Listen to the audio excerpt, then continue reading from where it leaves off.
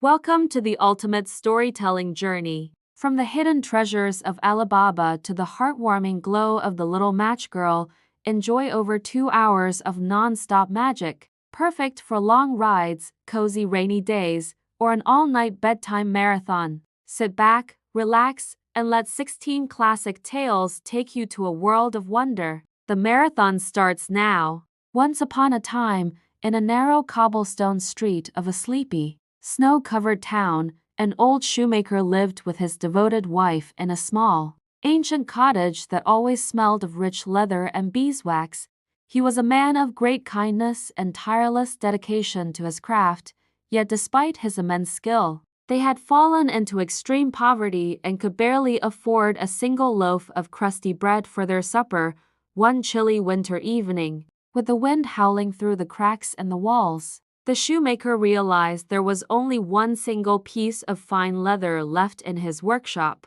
just enough for one final pair of shoes. With a heavy heart and a weary sigh, he carefully cut the leather according to his very best pattern and left the pieces on his scarred wooden workbench to be sewn together the following morning. "I am far too tired and discouraged to work tonight, so I will wake up with the first light of tomorrow to finish them," he whispered to himself before blowing out the candle and going to bed in the dark. The next morning, after a restless and cold sleep, he walked into the workshop and saw a genuine miracle sitting precisely where he had left his unfinished scraps of brown leather the night before. Instead of raw materials, there sat a pair of shoes so perfectly finished, with every silver stitch aligned and every surface polished to a brilliant, glass-like shine that reflected the morning sun. The shoes were sewn so delicately and with such exquisite, otherworldly craftsmanship that the old man rubbed his eyes in utter disbelief,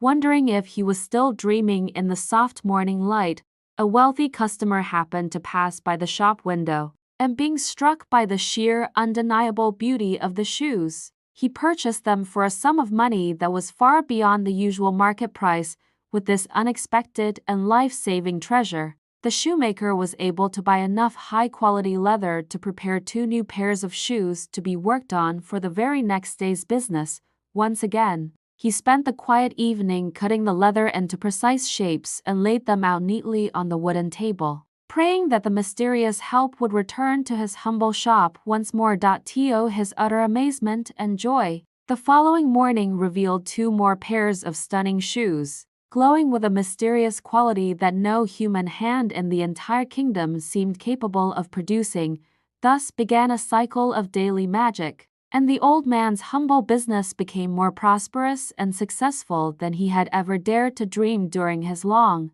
difficult years of struggle and hunger, news of the miraculous footwear spread like wildfire through the town, and wealthy lords and elegant ladies from distant lands flocked to the shop to buy the shoes made by the mysterious, invisible master. But deep in his heart, the old shoemaker was restless with a burning curiosity, constantly wondering who was the secret, selfless benefactor helping him under the silent cover of the deep velvet night. As the festive season of Christmas approached with its falling snow, he suggested to his wife that they should stay awake all night to finally discover the beautiful truth behind this wonderful, life-changing mystery. The couple lit a single small candle, then quickly blew it out to remain hidden in the shadows, and huddled together in the corner of the workshop behind the heavy, dusty folds of the window curtains. When the grand clock in the town square struck the magical hour of midnight, the workshop window creaked open in a very gentle and silent manner,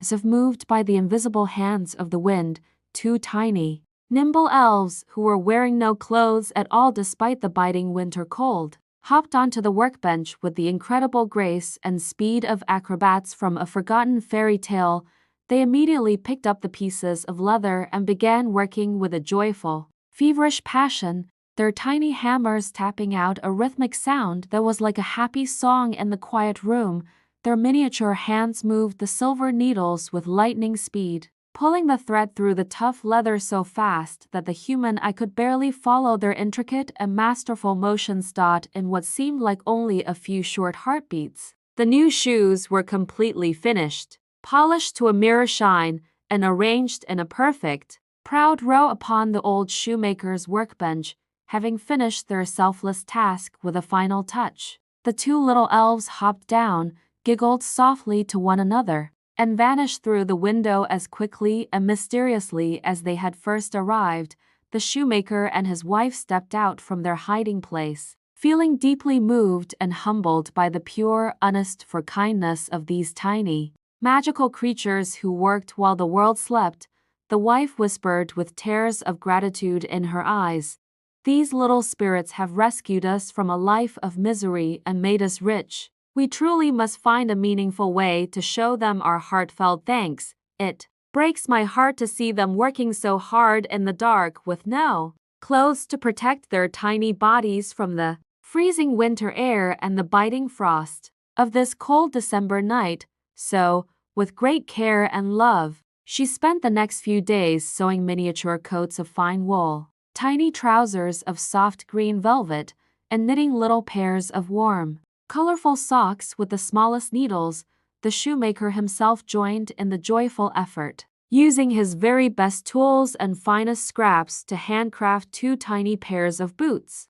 using the most supple and expensive leather available in his entire shop. On the holy night of Christmas Eve, instead of leaving out pieces of leather, they placed the beautifully wrapped little outfits and the tiny boots on the workbench under the glow of the winter moon. They hid behind the curtain once more, their hearts beating with intense excitement as they waited to see the reaction of their tiny, hard-working guests to the wonderful surprise they had prepared. Exactly at the stroke of midnight, the two elves appeared through the window as usual and jumped onto the table, ready to put in another long night of labor for the kind old shoemaker. But instead of the usual brown leather and patterns, they found the bright, colorful clothes and the tiny, beautiful boots waiting for them in the very middle of the clean and quiet workspace. The elves let out high-pitched squeals of pure delight and hurriedly began to dress themselves, pulling on the warm wool coats and lacing up the tiny leather boots with great laughter and enthusiasm.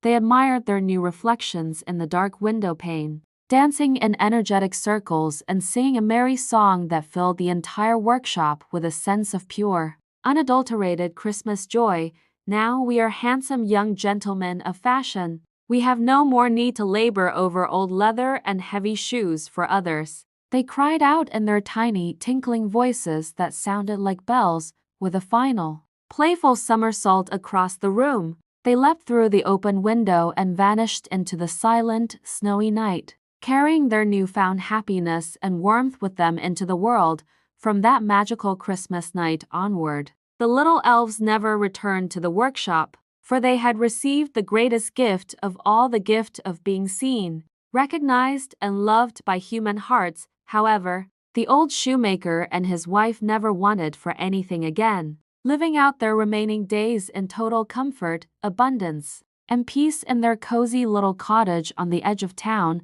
The old man continued to practice his craft with joy, making fine shoes for his neighbors with his own honest hands, always remembering the touch of magic that had saved them in their darkest hour. The beautiful story of their gratitude and the tiny elves continued to warm the hearts of everyone in the town for generations, long after the winter snow had melted away into spring.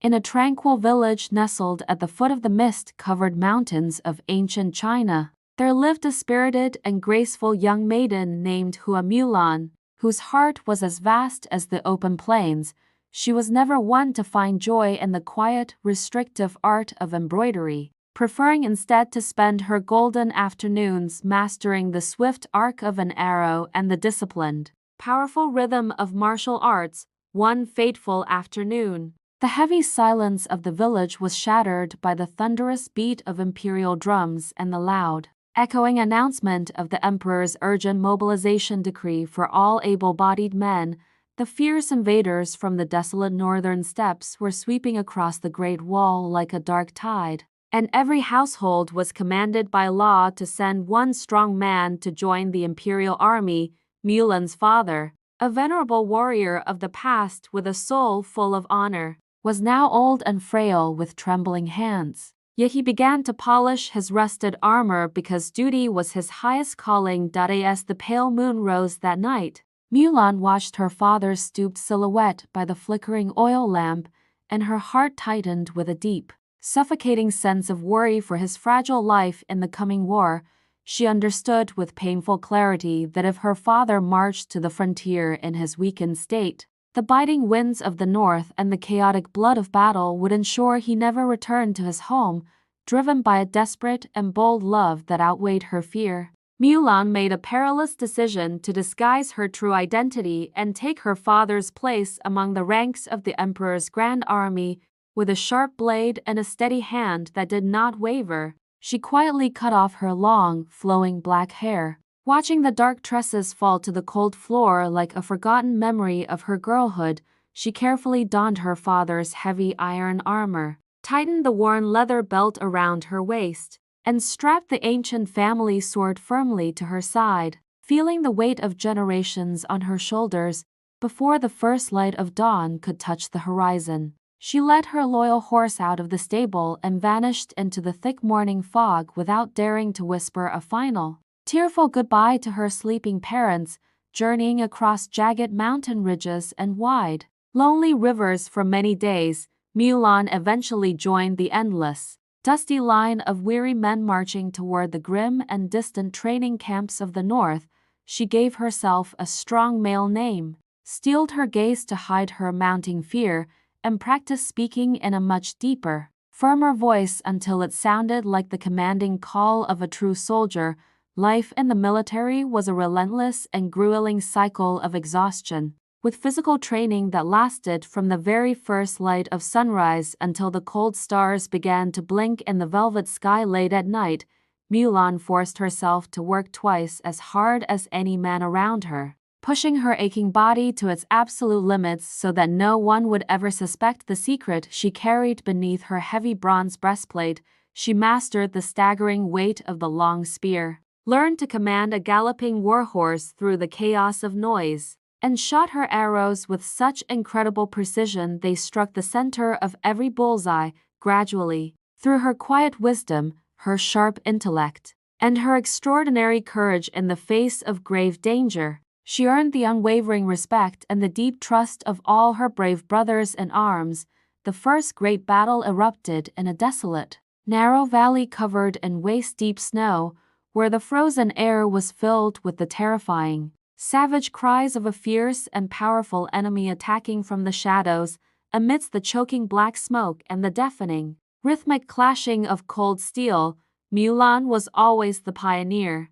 a silver flash of bravery charging forward like a storm into the very heart of the enemy's line. She took command of a small, scattered division and executed a series of brilliant, sudden tactics that managed to turn the tide and push back the overwhelming waves of the savage northern invaders. As the long, weary years of war dragged on, the name of the mysterious and talented young general spread like wildfire throughout the ranks, reaching the ears of the high commanders and the emperor himself. However, during a particularly fierce and bloody encounter on the edge of a steep cliff, Mulan was seriously wounded by a stray poisoned arrow and fell into a deep, dark unconsciousness amidst the falling snow, while the camp doctors were frantically working to save her life and treating her life-threatening injuries. The long-kept secret of her true identity was finally revealed to the shocked and silent eyes of the soldiers,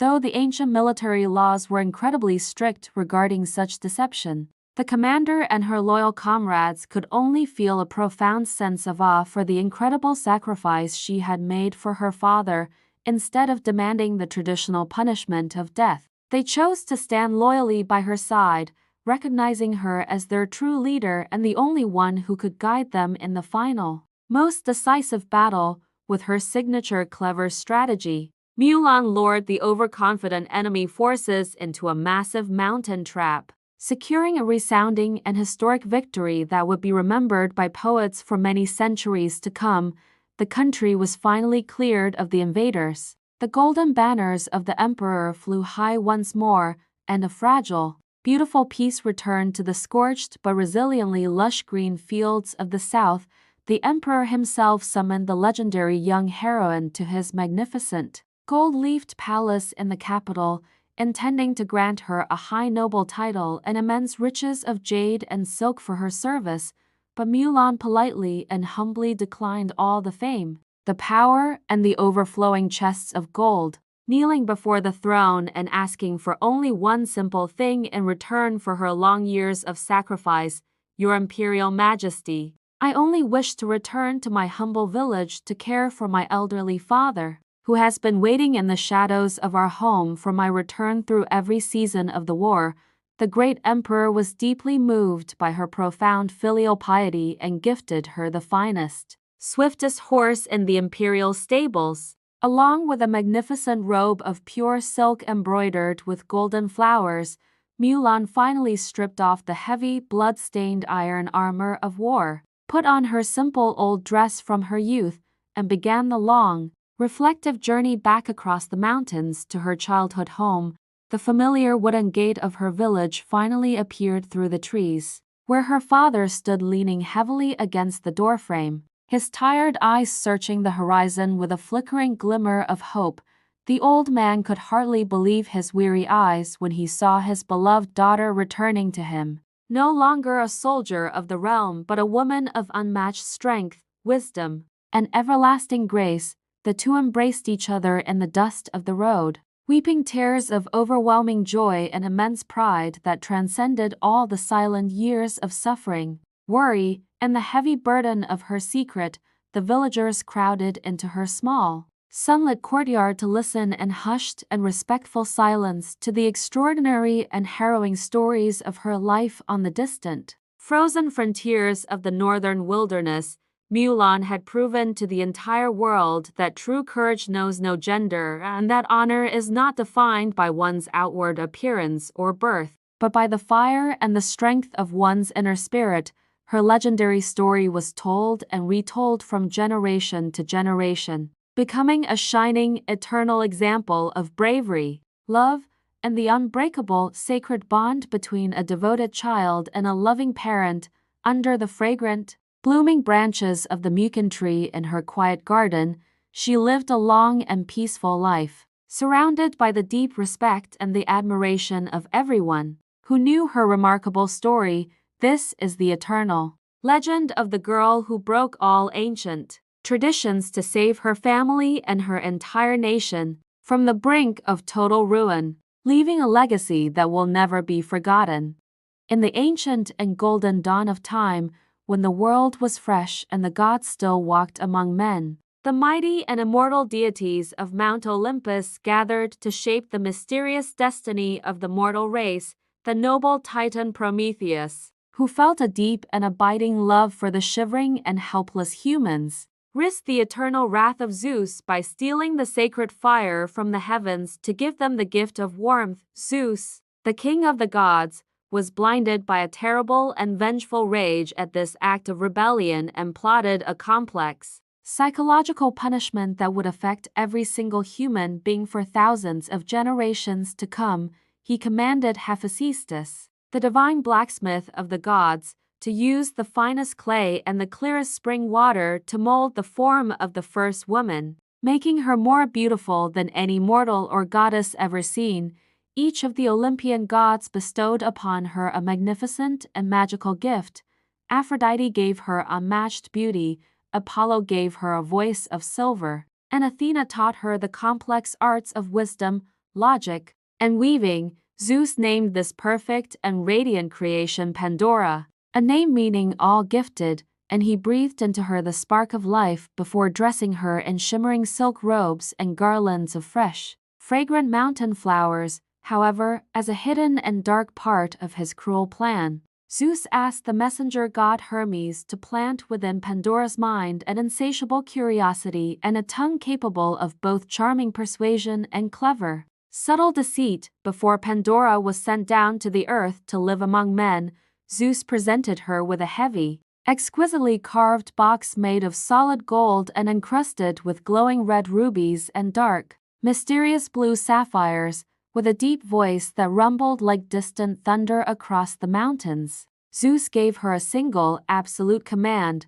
She must never, under any circumstances, temptations, or pressures, open the lid of this mysterious and heavy box. Pandora was then escorted to the humble home of Epimetheus, the brother of Prometheus, a man who was kind-hearted and gentle but lacked the vital foresight and caution of his more famous, clever, and protective sibling. Although Prometheus had warned his brother never to accept any gift from the treacherous and manipulative Zeus, Epimetheus was so dazzled by Pandora's radiant beauty and grace that he forgot all warnings and married her instantly. For many happy months, they lived in a state of perfect harmony, peace, and bliss, in a world where the sun always shone and no human had ever experienced the sting of hunger, physical pain, or old age. Despite the undeniable beauty of her new life, Pandora found her eyes constantly drawn to the golden box,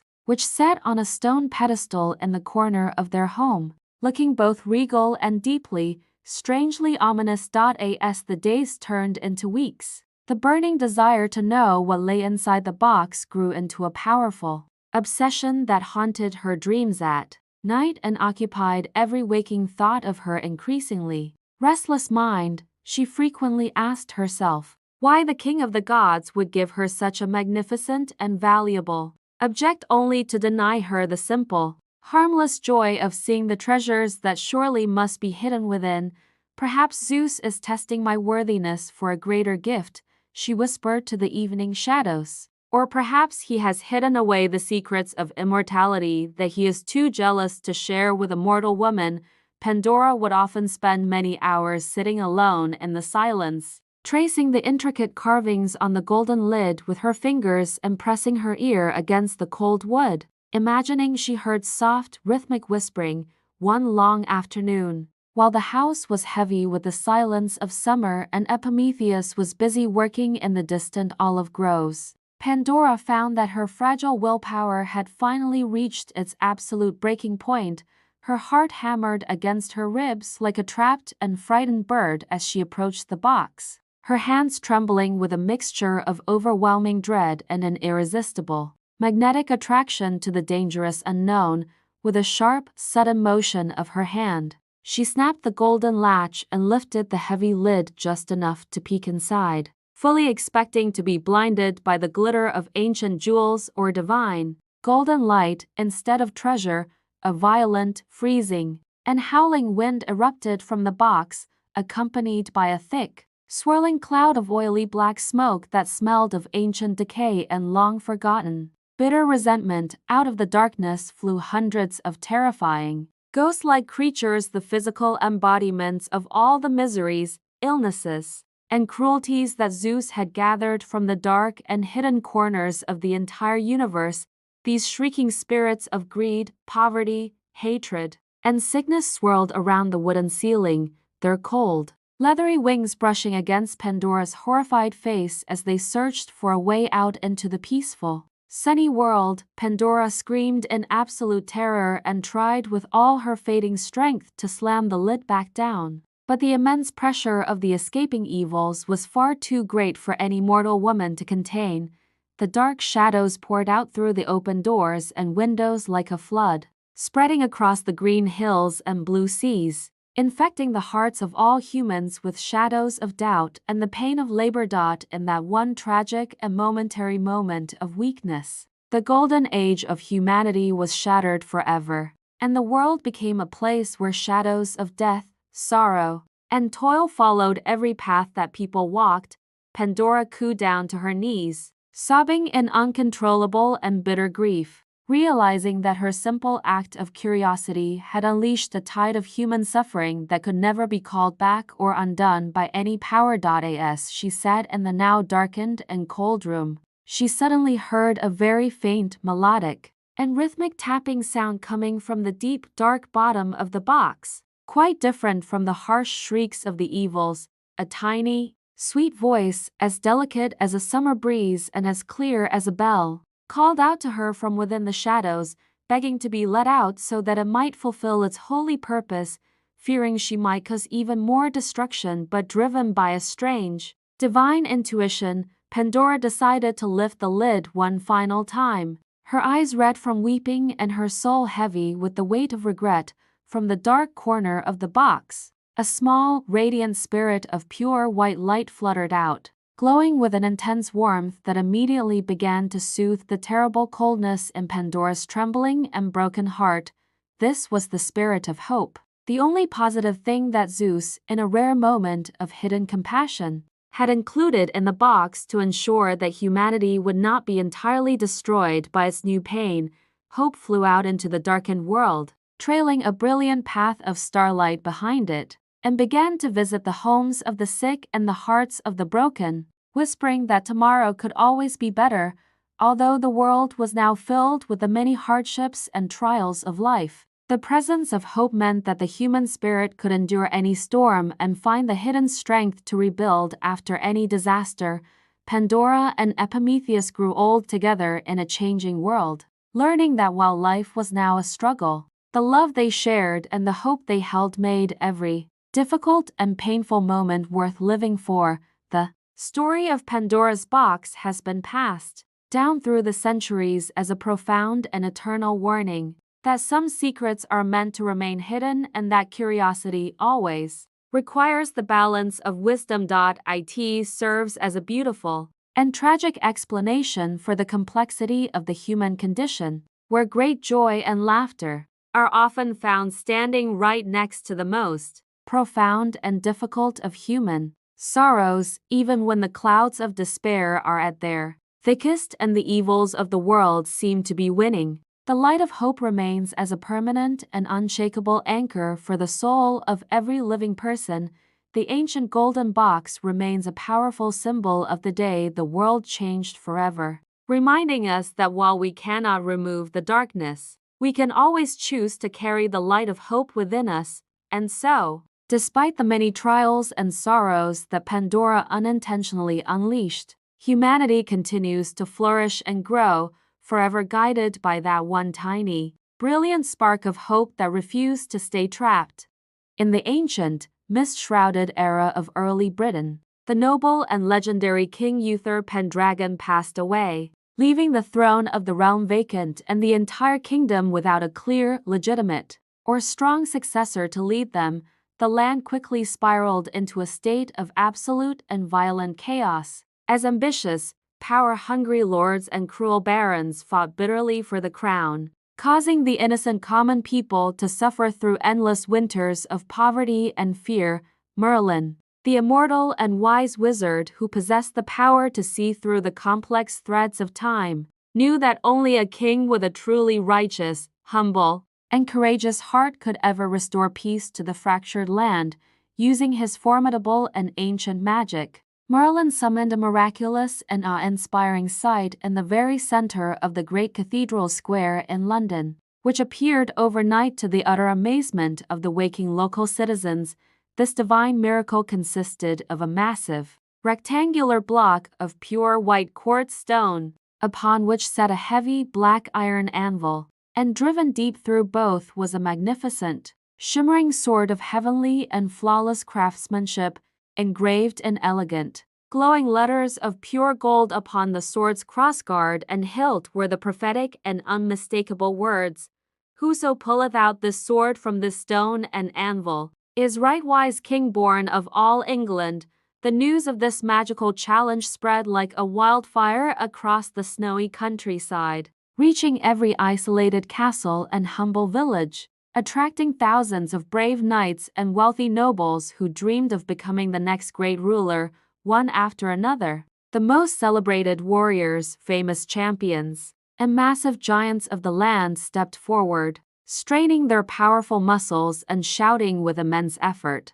But the sword remained completely immovable and silent. As many long years turned into decades, the sword stayed firmly embedded in the stone, eventually becoming a moss-covered monument that stood as a silent, mocking challenge to the vanity, pride, and greed of mortal men. Merlin watched these countless failed attempts from the deep shadows with a mysterious and knowing smile, for he understood that the true king was still a young boy, growing up in total obscurity and simple surroundings, far away in the quiet, green countryside. a young and slender lad named Arthur was living a simple life, serving faithfully as a loyal squire to his older foster brother, the ambitious and somewhat arrogant Sir Kay. Arthur was a young man of exceptional character and a remarkably pure spirit, always putting the needs of others before his own and performing his tedious daily chores with a sense of quiet dignity and genuine kindness.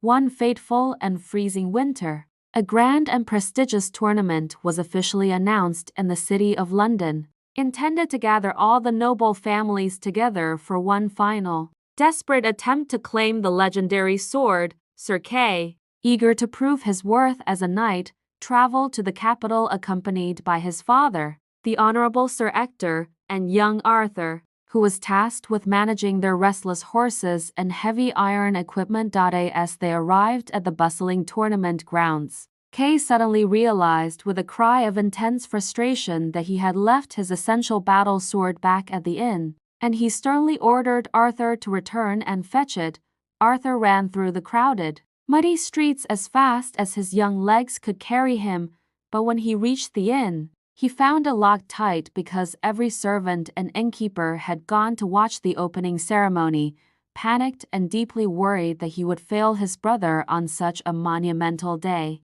Arthur searched the deserted side streets for any weapon that might serve as a temporary replacement for the missing blade of Sir Kay. By pure chance, he wandered into the silent and holy cathedral square and saw the legendary sword CM in the stone, its polished steel catching the pale winter sunlight and glowing with a strange, inviting, and magical warmth. Knowing absolutely nothing of the magical prophecy or the historical significance of this monument, Arthur simply thought it was a discarded weapon that he could borrow for a few hours to save his brother's knightly honor. He stepped up to the massive quartz block, his small and calloused hands gripping the golden hilt, while the very air around him seemed to hum with an ancient, long-forgotten melody of celestial power and royal destiny. Without a single grunt of effort or any visible strain in his body, Arthur pulled the sword, which slid out of the iron anvil as smoothly and silently as a sharp ray of light passing through a clear glass window. Clutching the magnificent and heavy weapon, Arthur ran back to the tournament field and handed it to Kay, still entirely unaware that he had just performed a miracle that would end the kingdom's long period of darkness. When Sir Kay saw the legendary weapon and the unmistakable royal markings on the hilt, he turned pale with shock and immediately ran to his father, falsely claiming that he himself had drawn the sword from the stone. However, the wise and suspicious Sir Ector sensed a lie and led both boys back to the cathedral square, demanding that they replace the sword and demonstrate once and for all who truly possessed the power to draw it. Arthur easily slid the enchanted blade back into the iron anvil, but when Sir Kay and even Sir Ector himself tried to pull it out again, the sword remained as solid and unyielding as the ancient mountains themselves. Under the watchful eyes of the rapidly gathering crowd and the stern, judgmental gaze of the Archbishop, Arthur was asked to step forward once more, his young face a mask of confusion, fear, and humble hesitation. As his slender fingers touched the cold, enchanted metal of the hilt, a brilliant and blinding beam of golden light descended from the heavens, illuminating the entire square and bathing the boy in a celestial, royal glow. With one swift, effortless, and incredibly graceful motion, Arthur drew the sword high above his head, and the blade rang out with a clear, bell-like sound that echoed through every street and alleyway of the city of London. The thousands of people watching fell into a profound, breathless, and heavy silence, a moment of collective realization that the long-awaited king had finally appeared in the form of a humble, unknown boy of the people. The proud and powerful lords were initially filled with indignant rage and jealousy, refusing to believe that a mere squire of no apparent noble birth could ever be their rightful sovereign, commander, and master of the realm. They insisted that the trial be repeated during the Feast of Candlemas and again at Easter, hoping that some other, more famous and wealthy knight would eventually be able to replicate the young boy's miraculous feat. Yet, regardless of the changing seasons or the number of powerful challengers who tried. The result was always exactly the same. Only the hands of young Arthur could move the sword of destiny from its resting place. Finally, Merlin stepped forward from the crowd, his oaken staff glowing with blue power, and revealed to the world that Arthur was actually the secret, biological son of King Uther, hidden away as an infant for safety. The common people, weary of years of war, taxes, and injustice, began to shout with overwhelming joy, recognizing the kindness and the divine sign that seemed to follow the young man wherever he walked or spoke. One by one, the once rebellious knights and the cynical, hardened nobles dropped to their knees in the cold mud of the square, bowing their heads in true submission and swearing their lives to the new king. Arthur accepted the heavy, golden crown of Britain not with a sense of pride or personal triumph, but with a solemn, tearful, and humble vow to rule with justice, mercy, and a heart dedicated to his people. Under the expert and magical guidance of Merlin, King Arthur established the magnificent court of Camelot and the famous Order of the Round Table, where every knight, regardless of status, was treated as a brother. The sword from the stone became an eternal symbol for all of history that true leadership is born from a pure heart and a selfless soul, rather than through brute force, gold, or political manipulation. The legend of the young boy who pulled the sword from the stone has been retold for over 1,000 years, serving as a permanent beacon of hope for anyone who feels small or unimportant in a vast world. And so began the Golden Age of Britain, an era of chivalry, honor, and magic that would be remembered forever in the hearts of men as the greatest and most noble chapter in the history of the world. In the golden, wind-swept heart of ancient Persia, there lived a humble and hard-working woodcutter named Alibaba, who struggled every single day to provide a meager living for his beloved wife and children. One fateful morning, while he was deep within the shadows of a dense and ancient forest gathering dry wood, he suddenly felt the ground tremble beneath his feet and saw a massive cloud of dust rising on the horizon. Terrified that a band of lawless marauders was approaching, he frantically scrambled up the gnarled branches of a thick, leafy tree, pressing his body against the bark to remain invisible within the dense green canopy. From his hidden vantage point, he watched in breathless silence as 40 fierce and heavily armed men, mounted on powerful stallions, came to a halt before a towering, unnaturally smooth limestone cliff. The captain of the thieves, a man with a scarred face and eyes as cold as flint, stepped forward with an air of absolute authority, raised his silver-hilted sword, and thundered,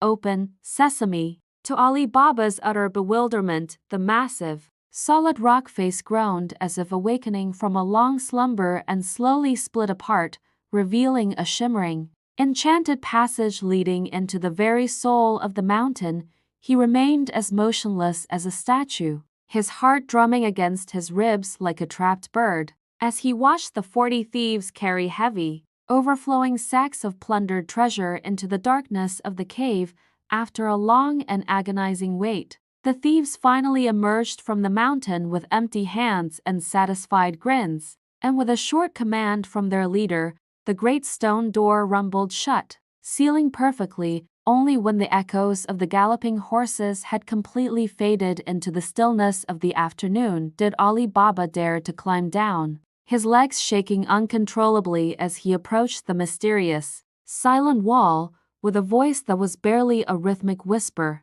he nervously repeated the enchanted words that had been etched into his memory, "Open, sesame," and watched in awe as the mountain transformed once again. Stepping cautiously inside, he found himself in a vast, vaulted cavern overflowing with glittering mountains of gold coins, rare crystalline jewels, and endless bolts of the finest silks and tapestries from across the world. He realized with a heavy heart that this was the secret storehouse for decades of violent crimes, and he decided to take only a few small bags of gold coins, just enough to rescue his family from the grip of poverty. he hurried home under the protective cover of a starlit dusk to show his wife the unexpected fortune. But the secret was soon uncovered by his elder brother, Qasim, a man whose heart was consumed by insatiable greed, driven by a dark jealousy. Qasim cornered Ali Baba in the dead of night and used threats of exposure to force him into revealing the exact location of the forest cave and the secret incantation required to enter at the very first light of dawn. The ambitious Qasim set out with a train of 10 sturdy donkeys and dozens of large, empty chests, his mind swirling with intoxicating visions of becoming the wealthiest man in all of Persia. He gained entry to the magical cave with ease, but his overwhelming lust for the glittering treasure clouded his fragile memory, and when it came time to depart, the crucial magic words vanished from his mind like smoke. In a state of mounting panic, he shouted, "Open barley," and "Open wheat," his voice growing increasingly shrill and desperate. But the cold, indifferent stone door remained firmly shut, trapping him in his own tomb of gold. When the 40 thieves eventually returned to their lair and discovered the trembling intruder among their stolen riches, they showed him no mercy, striking him down to ensure that their secret would remain hidden from the world. When his brother failed to return home by nightfall, a worried Ali Baba ventured back into the dark forest and was devastated to discover the tragic fate that had befallen Qasim inside the cold,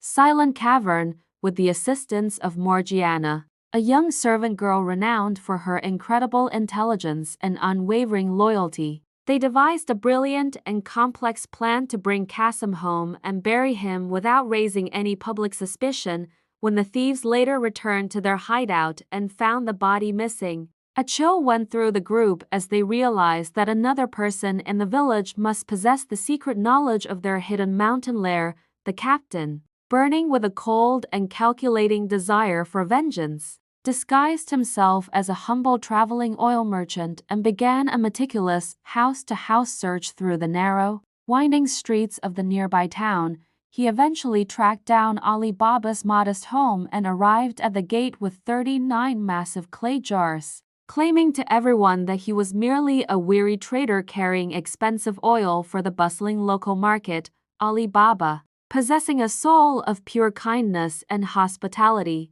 welcomed the suspicious stranger into his courtyard with open arms, offering him a warm, home-cooked meal and a comfortable place to rest his weary head. However, hidden within the dark bellies of 38 of those cold clay jars were the remaining thieves, armed to the teeth and waiting for a specific signal from their captain to leap out and slaughter the household. Late that night, while the rest of the house was draped in a heavy silence, the diligent Morgiana went out to the courtyard to find oil for a flickering lamp and was startled to hear a muffled, rhythmic breathing. Realizing instantly the grave and mortal danger her master was in, she didn't panic, but instead quietly began to heat a giant cauldron of oil over a roaring fire until it was bubbling and searingly hot. With nerves as strong as iron, she moved from jar to jar, pouring the boiling oil into each one and neutralizing the entire band of thieves before they ever had the chance to draw their wicked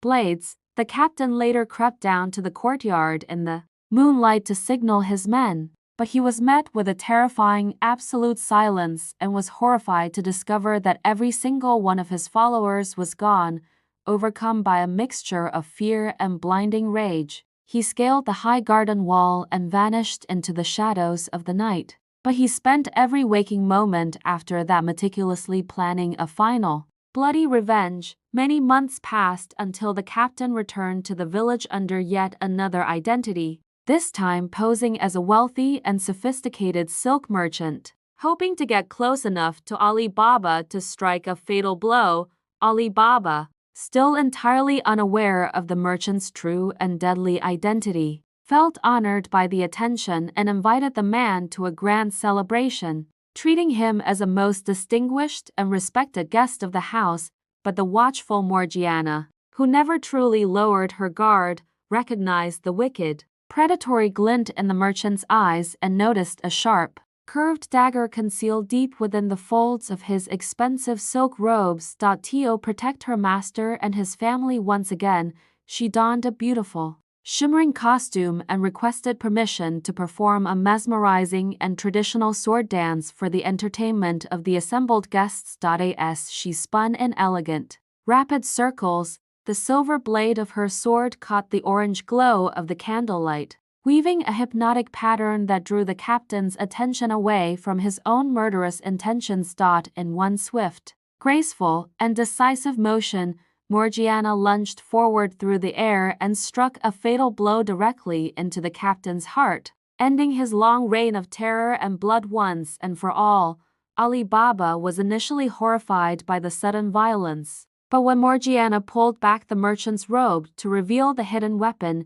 he fell to his knees, weeping with gratitude for her incredible bravery and wisdom. To honor her unmatched loyalty and her sharp, protective mind, Alibaba officially granted Morgiana her freedom and joyfully gave his fatherly blessing for her to marry his beloved son. In a magnificent, week-long ceremony, they decided to use the vast wealth remaining in the secret cave wisely and generously, sharing the gold with the poor and the elderly, ensuring that no one in their entire village would ever suffer from hunger again. And so, the legendary tale of Alibaba's kindness and the cleverness of the brave Morgiana was passed down through countless generations, serving as a timeless reminder that wisdom and virtue will always triumph over greed.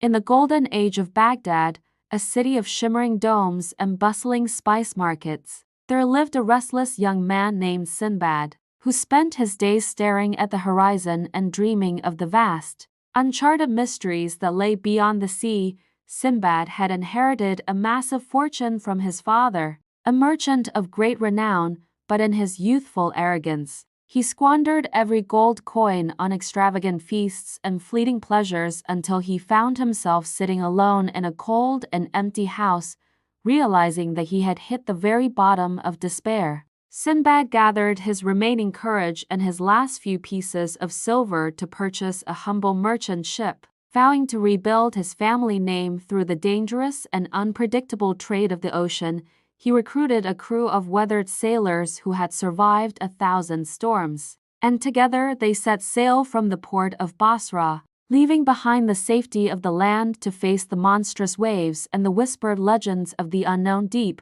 On his first voyage, the crew discovered a breathtaking island that seemed to have appeared out of the mist overnight, covered in lush fruit trees and sparkling streams that promised a paradise of rest after many weeks of salt and hard labor. However, as soon as they built a fire to roast their meat, the very earth beneath their feet began to heave and moan with a deep, subterranean thunder, throwing the terrified sailors into the churning foam of the sea. As the island began to sink, they realized too late that the island was actually the mossy, barnacle-encrusted back of a leviathan whale that had been slumbering on the surface for centuries, only to be awakened by the sudden heat of their cooking fire on its sensitive skin. Sinbad was swept away by a powerful current, clinging desperately to a floating wooden crate for 3 days and nights until he was miraculously washed ashore on a kingdom where the king's horses were groomed with brushes of pure,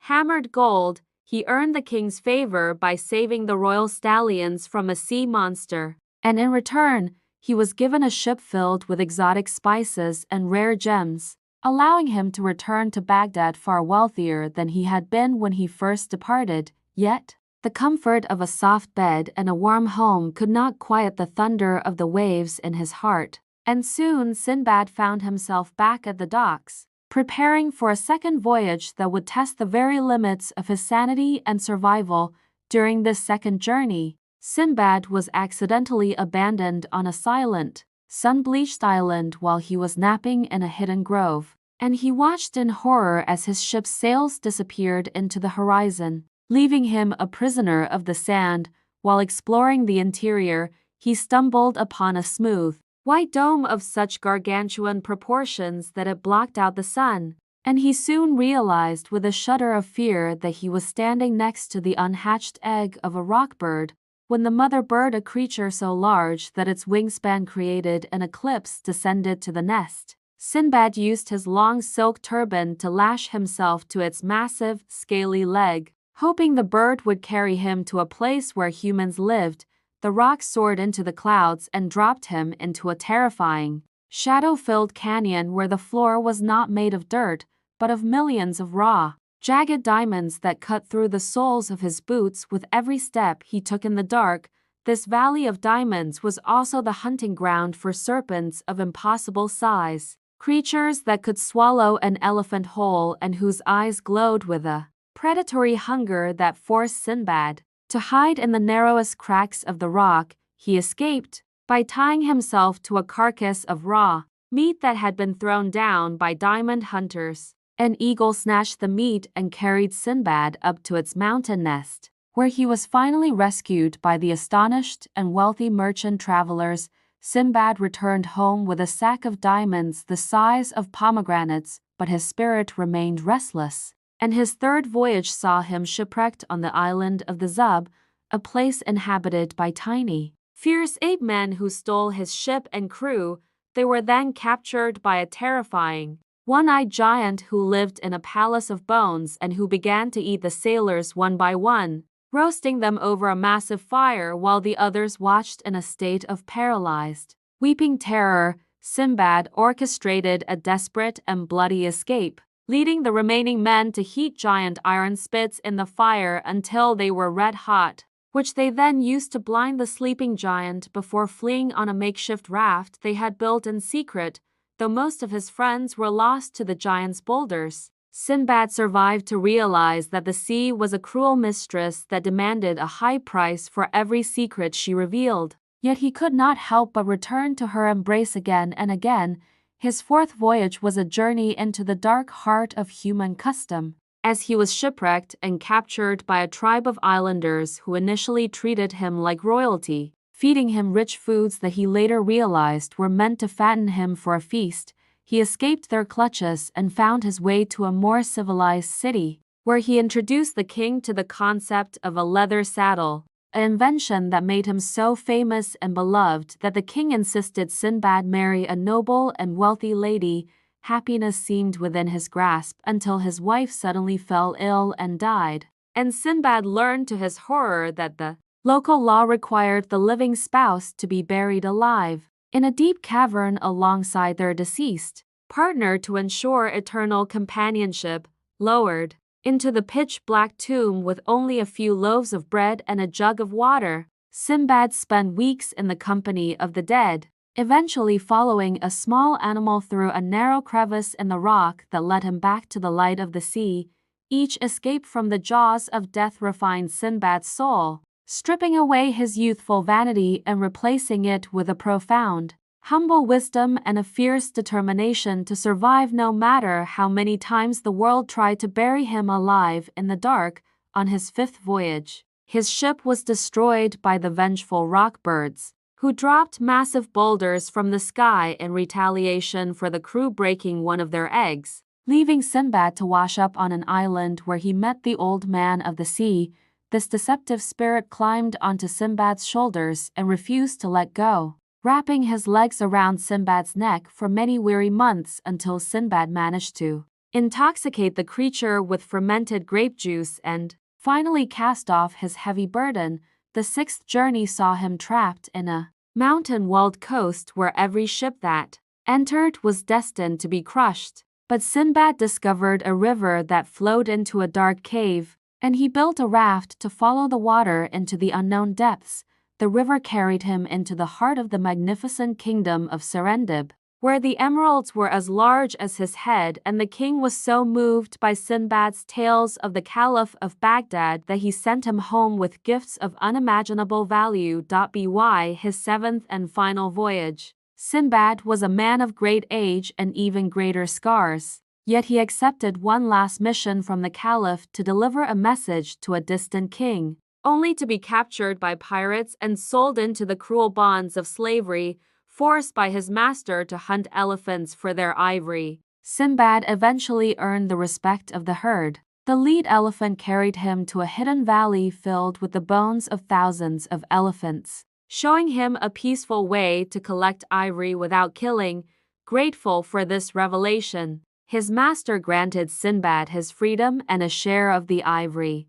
allowing the old sailor to finally return to Baghdad with his head held high and his heart finally at peace with the many ghosts of his long and turbulent past. After 7 lifetimes of adventure packed into a single man's biography, Sinbad finally hung up his sea boots and retired to a life of quiet reflection. Surrounded by the gardens and the family he had fought so hard and so long to earn, he dedicated the remainder of his days to the service of the poor, building hospitals for the sick and schools for the children so that they might learn the value of the world without having to suffer the same terrors that he had endured. Every night, his grand hall was filled with the aroma of roasting meats and the laughter of friends as Sinbad recounted his legendary voyages, his voice rich with the cadence of the waves and the wisdom of a man who had seen the edge of the world. His tales of the rock bird, the Diamond Valley, and the sea monsters became the foundation of Baghdad's storytelling culture,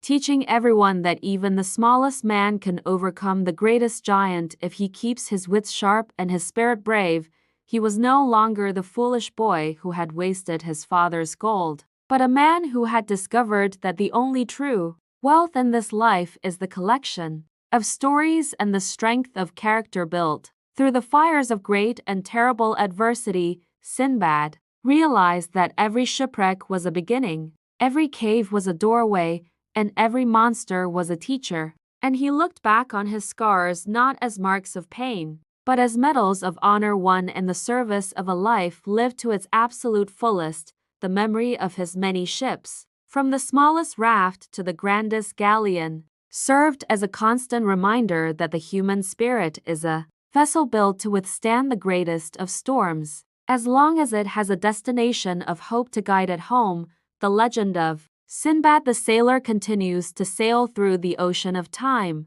a timeless testament to the power of curiosity, the necessity of resilience, and the eternal, unquenchable thirst for the wonders that lie just beyond the next blue horizon. In the ancient heart of medieval England, during a dark and turbulent century where the common people lived under the heavy shadow of a cruel and tyrannical government, there arose a legendary hero and master of the longbow known to all as the brave Robin Hood. Robin was once a noble lord with vast estates and a proud family name, but because he dared to speak out against the brutal injustices and the cold-hearted greed of the ruling authorities, he was declared an outlaw and stripped of his titles. With no home left to call his own, he was forced to flee deep into the emerald heart of the mysterious Sherwood Forest, a sprawling wilderness of ancient oaks and tangled briars that offered a natural fortress against those who sought to capture him. Within the safety of these whispering woods, Robin Hood began to gather a band of merry men, composed of displaced farmers, honest tradesmen, and weary souls who had all been pushed to the brink of despair by the kingdom's relentless and unfair laws. These loyal companions were not mere criminals, but courageous rebels who shared a sacred vow to sacrifice their lives if necessary to restore the balance of power and bring a glimmer of hope to a land that had long forgotten the meaning of mercy. Among his most trusted allies was the legendary Little John, a man of such immense physical stature and Herculean strength that he could uproot small trees, yet he possessed a heart as soft as silk and a loyalty that could never be shaken by any threat. Another key figure was Friar Tuck, a jovial yet formidable monk who had been expelled from his monastery for his unconventional views, and who now used both his deep spiritual wisdom and his lethal skills with a quarterstaff to defend the poor and the weak. Robin Hood himself was whispered to be a supernatural marksman, a man whose eyesight was as sharp as an eagle's and whose steady hands could guide a feathered arrow through the eye of a needle even amidst the howling winds of a winter storm. To stay ahead of his enemies, Robin often donned clever disguises, transforming himself from a rugged woodsman into a tattered beggar or a wandering minstrel so he could walk through the crowded marketplaces unnoticed. and gather vital intelligence on the sheriff's next moves. The Sheriff of Nottingham was a man of pure, unadulterated malice, a corrupt official who spent his days plotting new ways to squeeze every last copper coin from the callous hands of the starving peasants who worked the dry and exhausted fields of the Shire. He imposed a series of ruinous taxes and cruel penalties that turned once prosperous villages into ghost towns, leaving countless families to wander the muddy roads with no food to eat and no roof to shelter them from the biting cold of the night. Driven by a burning passion for social justice, Robin Hood stood before his men and swore a solemn, unbreakable oath that he would become the shadow of the oppressed, taking the ill-gotten riches from the arrogant nobility to return them to the suffering poor. The band of outlaws became masters of the ambush, silently dropping from the high branches of the trees to intercept the ornate carriages of corrupt bishops and greedy lords who traveled through the forest with chests overflowing with stolen gold and shimmering silver. Every coin and jewel captured in these daring raids was meticulously accounted for and then secretly delivered under the cover of darkness to the doorsteps of widows, orphans, and the sick who had been abandoned by the very state that was supposed to protect them. As the tales of his generosity spread like wildfire through every tavern and cottage in the north, Robin Hood evolved into a living myth, a beacon of light that reminded every humble soul that the power of the people was greater than the people in power. The Sheriff of Nottingham was consumed by a cold,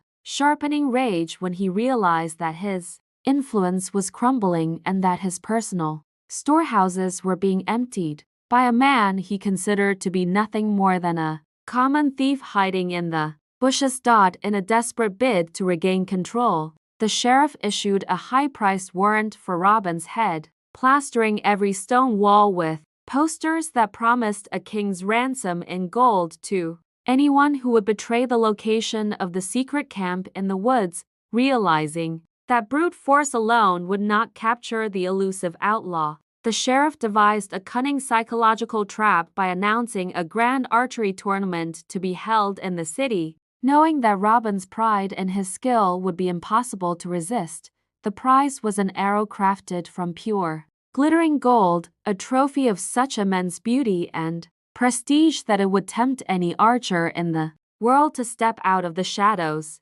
and prove their dominance before the eyes of the entire kingdom. In the flickering firelight of the forest camp, Robin's companions begged him to ignore the bait, warning him that the city walls would become a cage and that the sheriff's elite soldiers were already sharpening their blades in anticipation of his arrival. But Robin Hood, with a mischievous glint in his eye and a fearless spirit that thrived on danger, laughed at the risk and began to prepare a disguise that would allow him to compete right under the nose of the man who hated him the most. He dyed his clothes with the juice of crushed berries, stained his skin with walnut husks, and wore a tattered hood that obscured his noble features, appearing to the world as nothing more than a weathered, one-eyed traveler from a distant and lonely shore. The day of the tournament was a spectacle of color and sound, with trumpets blaring and silk banners snapping in the wind as hundreds of the finest bowmen from across Europe gathered to test their nerves against the most difficult targets ever conceived. The competition was brutal and unforgiving, as the targets were moved further and further back until only the two most elite archers remained, the sheriff's personal champion and the mysterious, ragged stranger who had not yet missed a single shot. For the final tiebreaker, the target was placed at a distance so great that it seemed like a mere speck of dust against the horizon, requiring the archer to calculate the wind, the humidity, and the very curvature of the earth to hit the mark. The sheriff's champion stepped forward with arrogance, drawing a heavy bow of yew and releasing a shot that landed a hair's breadth from the center, a feat of skill so impressive that the noble guests began to cheer for his inevitable victory. Then, the ragged stranger stepped to the line, the crowd falling into a tense and heavy silence as he raised a simple bow made of seasoned forest oak, his breathing becoming as slow and steady as the rhythm of the ancient trees themselves. With a sudden sharp twang, his arrow cut through the air like a bolt of lightning, miraculously splitting the champion's arrow down the center before burying itself deep into the very heart of the golden bullseye, leaving the audience breathless with awe. As Robin stepped forward to claim the golden prize, he leaned in and whispered his true name to the sheriff, before suddenly pulling off his disguise and signaling to his men who were hidden among the commoners in the vast, cheering crowd. Chaos erupted instantly as the sheriff screamed for his guards to seize the outlaw, but Robin's men unleashed a hail of blunted arrows and smoke bombs, creating a wall of confusion that allowed them to move through the panicked lines of soldiers. Robin Hood fought with the grace of a dancer and the ferocity of a lion, using his bow as a staff to knock aside the armored guards while his companions created a protective circle around him as they fought their way toward the city's massive stone gates. They escaped the city on horseback, the sound of galloping hooves echoing against the cobblestones as they vanished back into the leafy sanctuary of Sherwood, leaving the sheriff to roar in futile anger at the empty space where his prisoner had been. This victory cemented Robin's status as a champion of the people, and soon, the merry men grew from a small band of fugitives into a formidable revolutionary force that held the balance of power in the entire northern region of the country. Amidst the clashing of swords and the constant threat of war, Robin found a source of peace in his love for the beautiful maid Marian, a high-born lady who risked her life and social standing to provide the outlaws with resources and secret information. Marian was the invisible heart of the rebellion,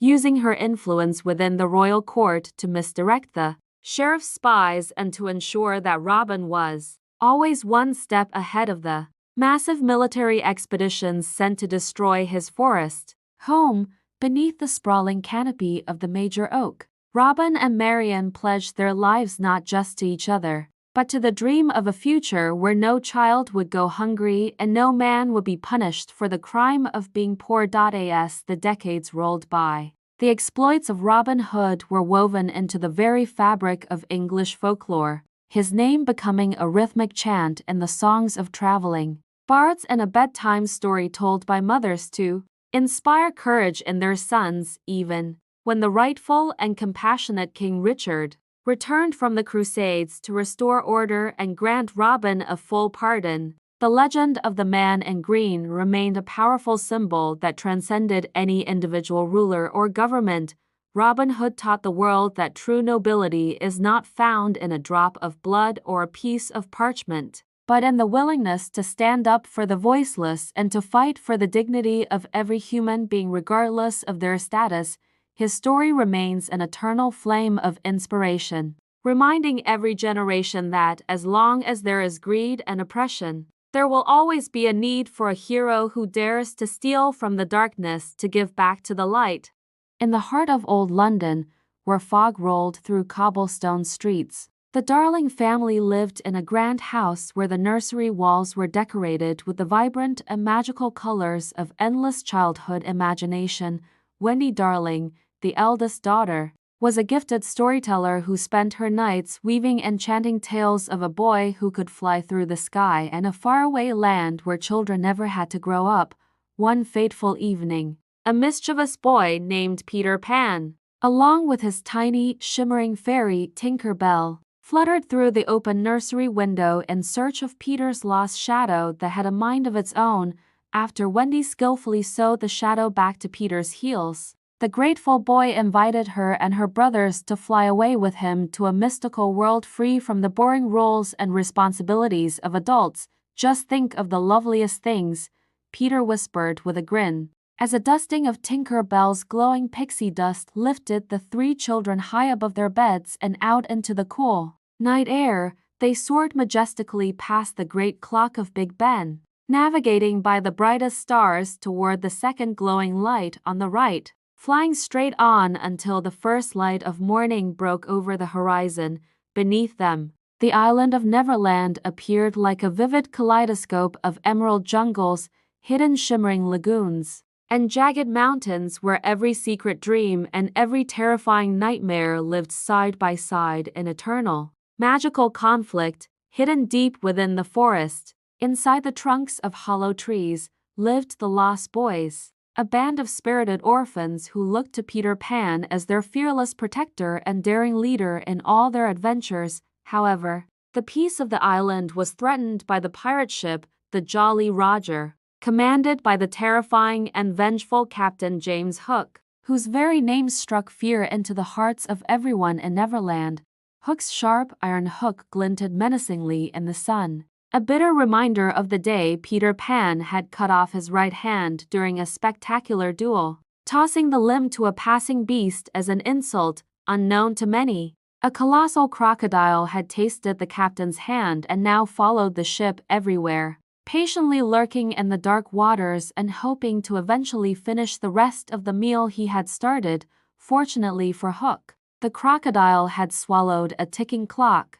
and the steady tick-tock sound served as a constant warning, sending the mighty captain into a state of trembling, hysterical panic whenever the sound drew near. Upon the children's arrival, Tinker Bell's fierce jealousy of Wendy flared up, and she wickedly tricked the Lost Boys into shooting an arrow at Wendy as she flew, hoping to remove her rival once and for all. Peter arrived just in time to save Wendy, and she soon took on the role of mother for the group, telling bedtime stories and mending their tattered clothes beneath the roots of the ancient, secret trees. One beautiful morning, Peter took Wendy to the Mermaid's Lagoon, where the water was clear as glass and the beautiful mermaids spent their days brushing their long hair and singing melodies that echoed off the cliffs. Their peace was shattered when they spotted Captain Hook's rowing boat, carrying the captured Princess Tiger Lily toward the dangerous caverns of Skull Rock, where the incoming tide threatened to drown her if she didn't speak. Peter engaged Hook in a daring sword fight on the slippery cliffs, mocking the pirate with his agility before diving into the cold sea to rescue the princess just as the water reached her chin. To celebrate her safe return, the native tribe hosted a grand festival filled with drums and traditional dancing, naming Peter Pan a great warrior and a blood brother of the forest in a magnificent ceremony. However, the cunning Captain Hook was not finished. He kidnapped the fragile Tinker Bell and played upon her jealousy of Wendy to discover the exact location of the boys' secret underground home hidden in the woods. While Peter was out scouting, the pirates launched a brutal surprise attack, capturing Wendy and the Lost Boys, dragging them away in heavy iron chains to the Jolly Roger to face a grim and uncertain fate. Hook left a final, deadly gift for his rival,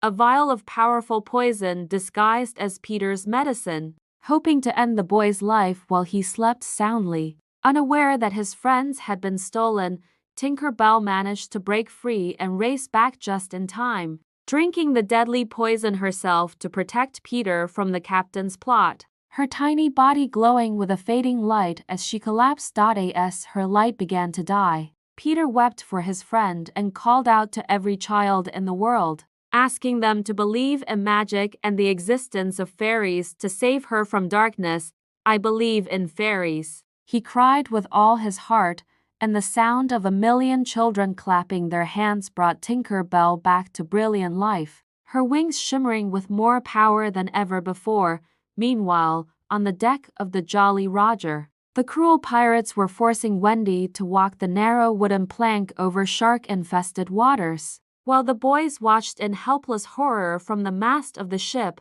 suddenly, the air was filled with Peter Pan's triumphant crow, as he dropped from the rigging like a hunting hawk to challenge the pirate crew, his silver sword glinting as he began his greatest rescue. A massive battle erupted on the wooden deck, with the Lost Boys using their slingshots and energy to drive the terrified pirate crew into the sea. Reclaiming the ship in a whirlwind of exciting action, Peter and Captain Hook finally faced each other in a climactic duel, their blades clashing in a rhythmic dance of steel across the ship's helm. As the captain realized he was finally outmatched by Peter, with a swift move, Peter disarmed the captain, and the panicked Hook tumbled over the wooden railing into the waiting, wide-open jaws of the ticking crocodile that had waited years for this very specific moment. The remaining pirates fled in their small lifeboats, leaving the Jolly Roger in the hands of Peter Pan and his brave band of adventurers,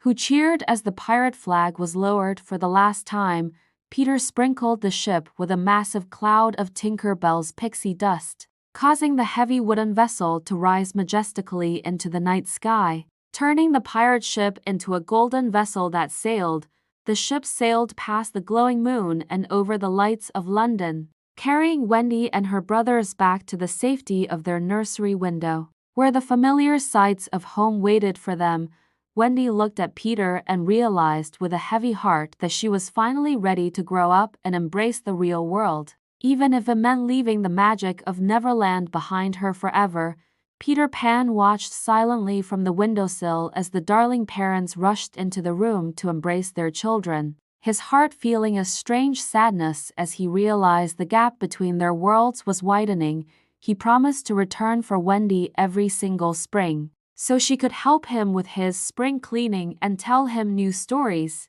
ensuring that their bond would never truly be broken by the years. Wendy eventually grew into a wise woman and had children of her own, but she never once forgot the boy with the feathered cap who had taught her how to fly and showed her magic. She passed down his legendary stories to her daughter Jane, ensuring that the spirit of Peter Pan and the magic of Tinker Bell would live on through every new generation of dreamers who looked up. Peter Pan remained in Neverland, forever young, forever bold, and forever free, leading new adventures for every child who felt lost in the world and needed a little bit of magic to find their way. The legend of Peter Pan reminds us that while we must eventually grow up and take on adult burdens, we should never lose the spark of wonder that lives in the quiet corners of our hearts. Whenever the night wind blows from the second star to the right, if you listen closely, you can still hear the distant, joyous laughter of Peter Pan,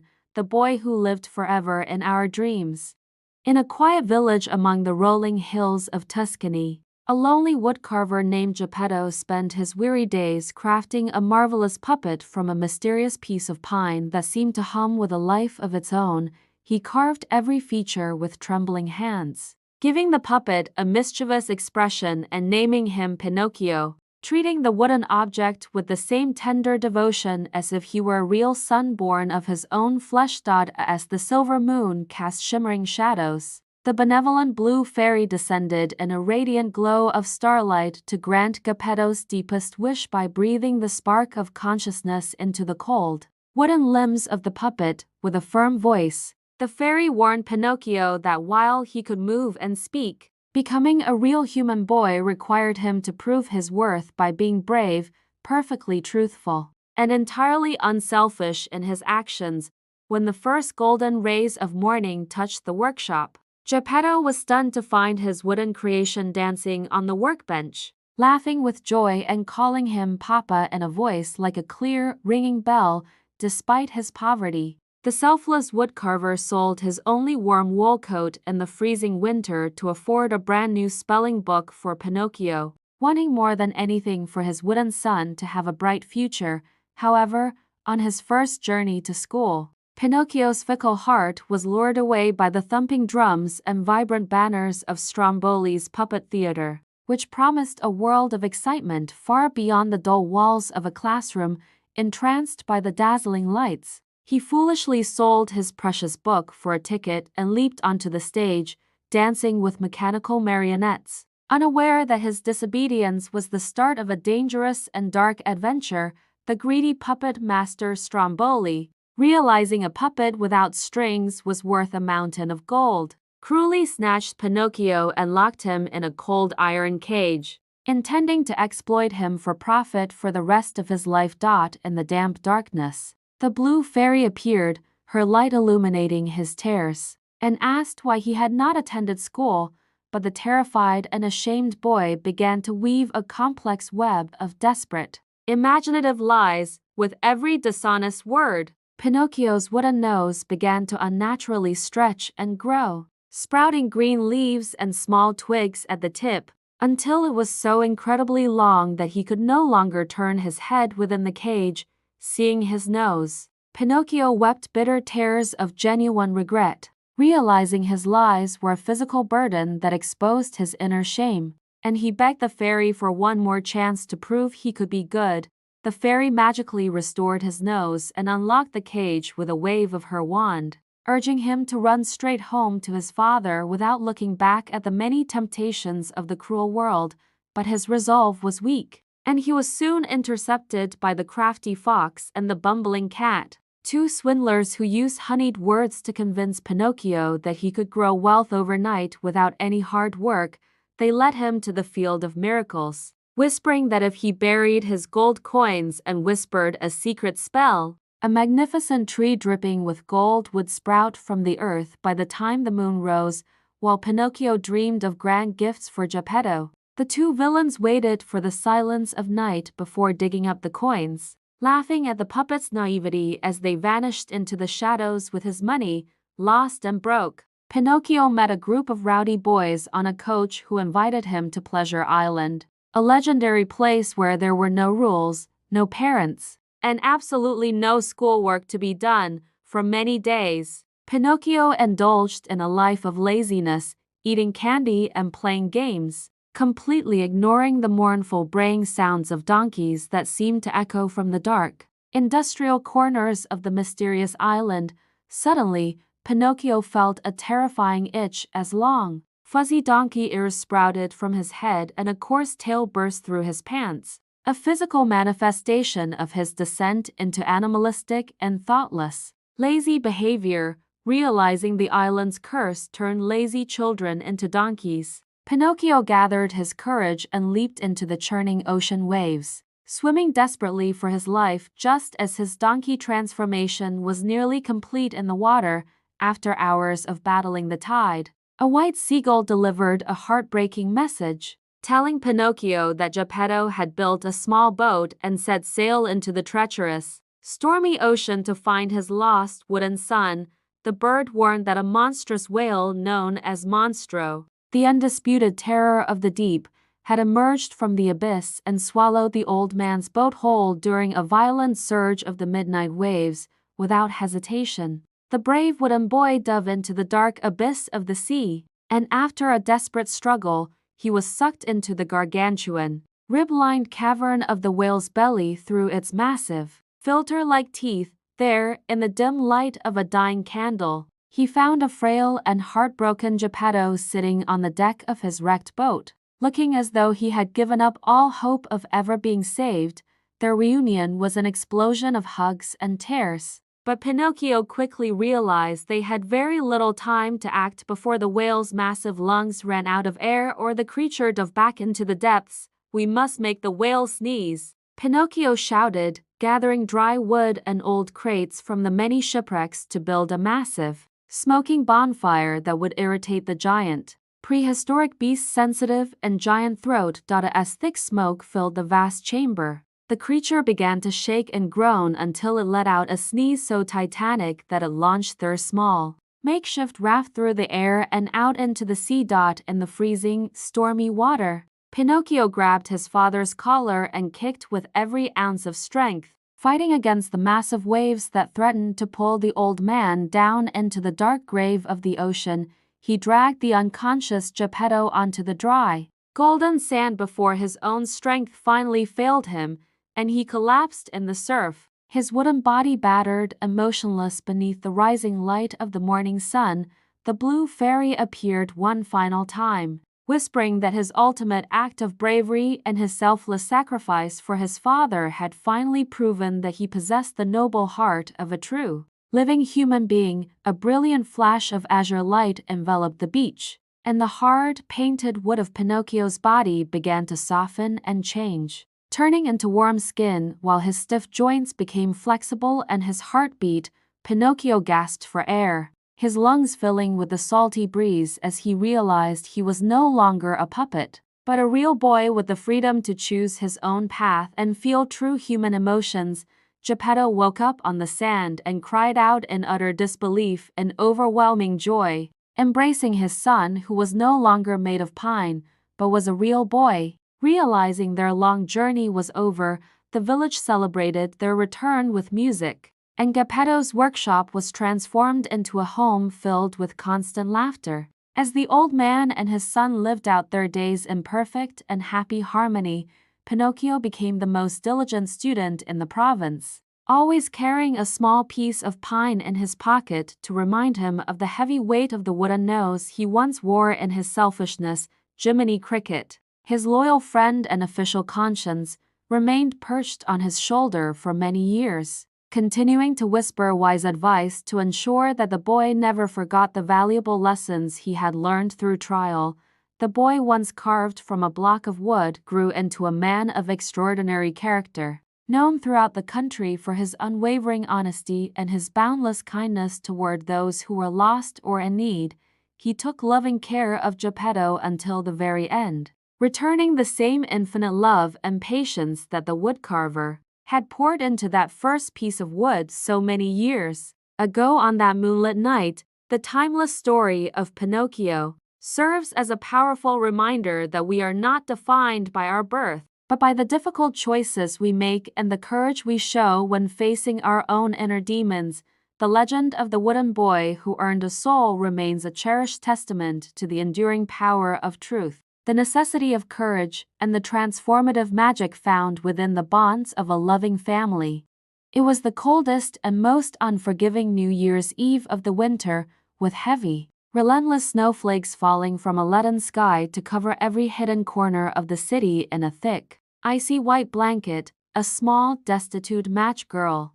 with her golden head bare and her tiny feet already turning a painful purple, struggled through the deserted, wind-swept streets in a desperate, final hope of selling a few matches. She had lost her old, tattered wool cap and her mother's oversized, clumsy shoes, which had slipped off her feet as she scrambled frantically across the frozen, carriage-strewn road to avoid being crushed by the wealthy. The girl's delicate, translucent skin was pale and drawn from hours of bone-chilling exposure, and her small, cracked feet were so swollen and numb that they no longer felt the biting, cruel frost of the pavement. She shivered uncontrollably and dared not return to her cold, drafty attic room, because she had not sold a single match all day and knew her father's harsh, violent temper would await her in the shadows. The only warmth she could sense in the world were the golden rays of light escaping from the large, frosted windows and the delicious, mouth-watering smell of roast goose wafting from the kitchens of the tightly closed houses. Finding a small, narrow recess between two towering, indifferent stone buildings, she huddled down as tightly as her small frame allowed, using her own thin body to block the cutting, bone-chilling winds of the winter night. In her profound, crushing isolation and utter lack of hope, the simple thought occurred to her to sacrifice just one tiny match to create a fleeting, momentary source of warmth for her freezing, blue fingers. She took a single match with trembling, clumsy fingers, struck it with a sharp rasp against the rough stone wall, and a small but brilliant flame immediately flared up, bringing a magical, temporary glow to the darkness. In that flickering, precious moment of light, she imagined herself sitting comfortably in a cozy, carpeted room before a great,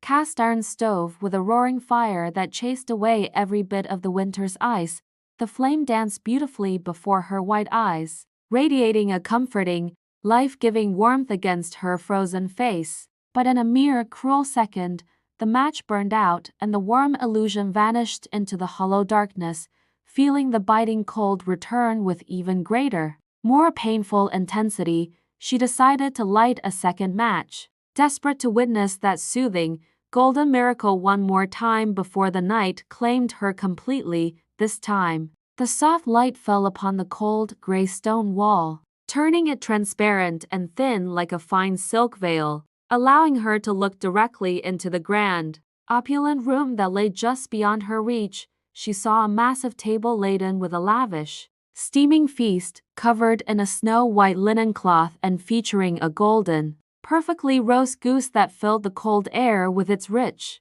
savory aroma. Then a wonderful miracle happened. The roast goose suddenly hopped off its silver platter, with a carving knife and fork still stuck in its back, and waddled with a comical gait directly toward the starving girl. but just as she reached out her thin, trembling hands to touch the feast of her wildest dreams, the second match flickered and died, leaving her once again alone with the cold, hard stone wall and the falling snow. She quickly and frantically struck a third match, and this time, she found herself sitting beneath the magnificent, spreading branches of a massive, shimmering Christmas tree that was taller and brighter than any house in the city. Thousands of tiny, glowing candles, shining like stars fallen from the night sky, hung from the lush green boughs, sparkling more brilliantly than any festive lights she had ever witnessed in her short, difficult life. The girl reached out her small, ice-cold hands to touch the dazzling, flickering lights, but the match went out, and the candles soared higher and higher into the sky until they became the twinkling stars of the universe. The girl sat shivering and utterly exhausted against the frozen wall, but she resolved to light the rest of her matches in a grand defiance of the dark, refusing to let herself fall back into the harsh reality. When the fourth match flared with a strong and brilliant light, warmer and more radiant than the sun, a glorious halo appeared, and in the center of the glow, she saw the loving, smiling face of her grandmother, the only person in the world who had ever truly loved and cared for her with kindness, appeared with a gentle, serene expression that promised an end to all her earthly sorrows and pain. "Grandmother," the little girl cried out in a voice filled with longing, "oh, please take me away with you. Don't let yourself disappear like the warm stove and the feast when this tiny match burns away into ash." She was terrified that this divine, heavenly light was only a temporary dream, and that when it faded, her grandmother would also vanish back into the bitter, dark night of the uncaring and silent city. In a frantic, desperate effort to keep the beautiful vision alive, she took the entire bundle of remaining matches and struck them all at once against the cold, unfeeling stone wall. In a burst of fire, the light from the 40 matches flared up with a magnificent intensity, as bright as broad noonday, and her grandmother appeared more distinct, radiant, and majestic than she had ever been in the world of the living. The old woman opened her loving, ethereal arms and gathered the small, shivering girl into them, embracing her with a profound warmth and a deep affection that the girl had craved for so many lonely years. Together, they began to fly upward in a beam of dazzling, golden light, escaping the freezing world of mortals and soaring far above the reach of hunger, cold, and the cruelty of the human heart. They flew high, higher and higher through the winter clouds and the biting winds, to a place where there was no more winter, no more poverty, and no more tears, but only eternal and perfect joy. The following morning, the sun rose over the quiet city, shining its bright, indifferent light into the cold corner where the little match girl still sat perfectly still and quiet against the white stone. She sat there with unnaturally rosy cheeks and a radiant, peaceful smile frozen upon her lips, looking to all the world as though she were lost in a deep, quiet, and very beautiful sleep. But the truth was that the little girl had frozen to death in the extreme cold of New Year's Eve, her small, frail body stiffened by the frost amidst a circle of charred and blackened matches. Passers-by found her clutching the burned remains of her final hope, but none of them could possibly understand or even imagine the beautiful and miraculous sights she had witnessed in her final hour. No one knew she had already flown away with her beloved grandmother to welcome the new year in a place of eternal bliss and unending, heavenly happiness far beyond the reach of the world. The harsh, clinical cold of the morning light made her warm, golden dreams seem like a distant memory, yet her face retained a fixed look of perfect, undisturbed, and holy serenity for all to see. The world saw only a tragic, pathetic scene of extreme poverty and lost life, never realizing the sacred meeting and the infinite, overwhelming joy that had graced her final moments on the icy street. She had finally found the ultimate and most beautiful liberation, escaping her harsh, hollow, and painful life through a gentle death that was filled with the most radiant of heavenly visions and love. Her final Glowing Dream stands as a painful, eternal indictment of the cruelty of a society that allows children to suffer, and the indifference of the wealthy during a night of celebration. Yet it was the humble light of those tiny, cheap matches that brought her the only true warmth she ever knew, both of the body and the spirit, in the final hour of her journey, and in the end, she was welcomed by the purest and most unconditional of loves, flying higher than any of the festive lights that had lit the cold, dark city on that fateful night. Deep beneath the vast, rolling turquoise waves, where the sun's golden light fades into a shimmering, ethereal blue twilight, there lies a magnificent and sprawling coral kingdom guarded by glowing reefs and ancient mysteries of the abyss. The powerful Sea King, distinguished by his flowing silver beard and a majestic trident forged from fallen starlight, reigned over 6 beautiful mermaid princesses, among whom the youngest, Ariel, was the most dream-filled and contemplative of all, while her older sisters were perfectly content with the tranquil silence and predictable rhythms of the ocean floor. Ariel's heart and mind were entirely consumed by forbidden myths of the solid earth and the chaotic, sun-drenched life of humans. She would sit for hours at her grandmother's tale, listening to vivid, whispered memories that described the bustling coastal towns, the fragrant scent of blooming flowers, and the mesmerizing wonders of a world that existed entirely out of water. In a hidden, crystalline grotto carved into the jagged sea cliffs, Ariel kept a secret, cherished collection of shiny gold coins, elegant marble statues, and rare, rusted artifacts salvaged from the skeletal remains of long-lost shipwrecks. Upon finally reaching her momentous 15th birthday, the day she had long anticipated with a racing heart, she was granted the royal permission to swim to the crystal-clear surface to witness the forbidden horizon for the very first time. She emerged amidst a grand, towering sailing ship anchored under a silver moon, where a lavish birthday celebration was underway, filled with the echoes of lively music and pyrotechnics that painted the dark velvet sky in brilliant colors. On the polished deck, the flickering lantern light illuminated the handsome, noble face of a young prince, whose dark, soulful eyes and wind-swept hair captured Ariel's innocent heart at the very first sight,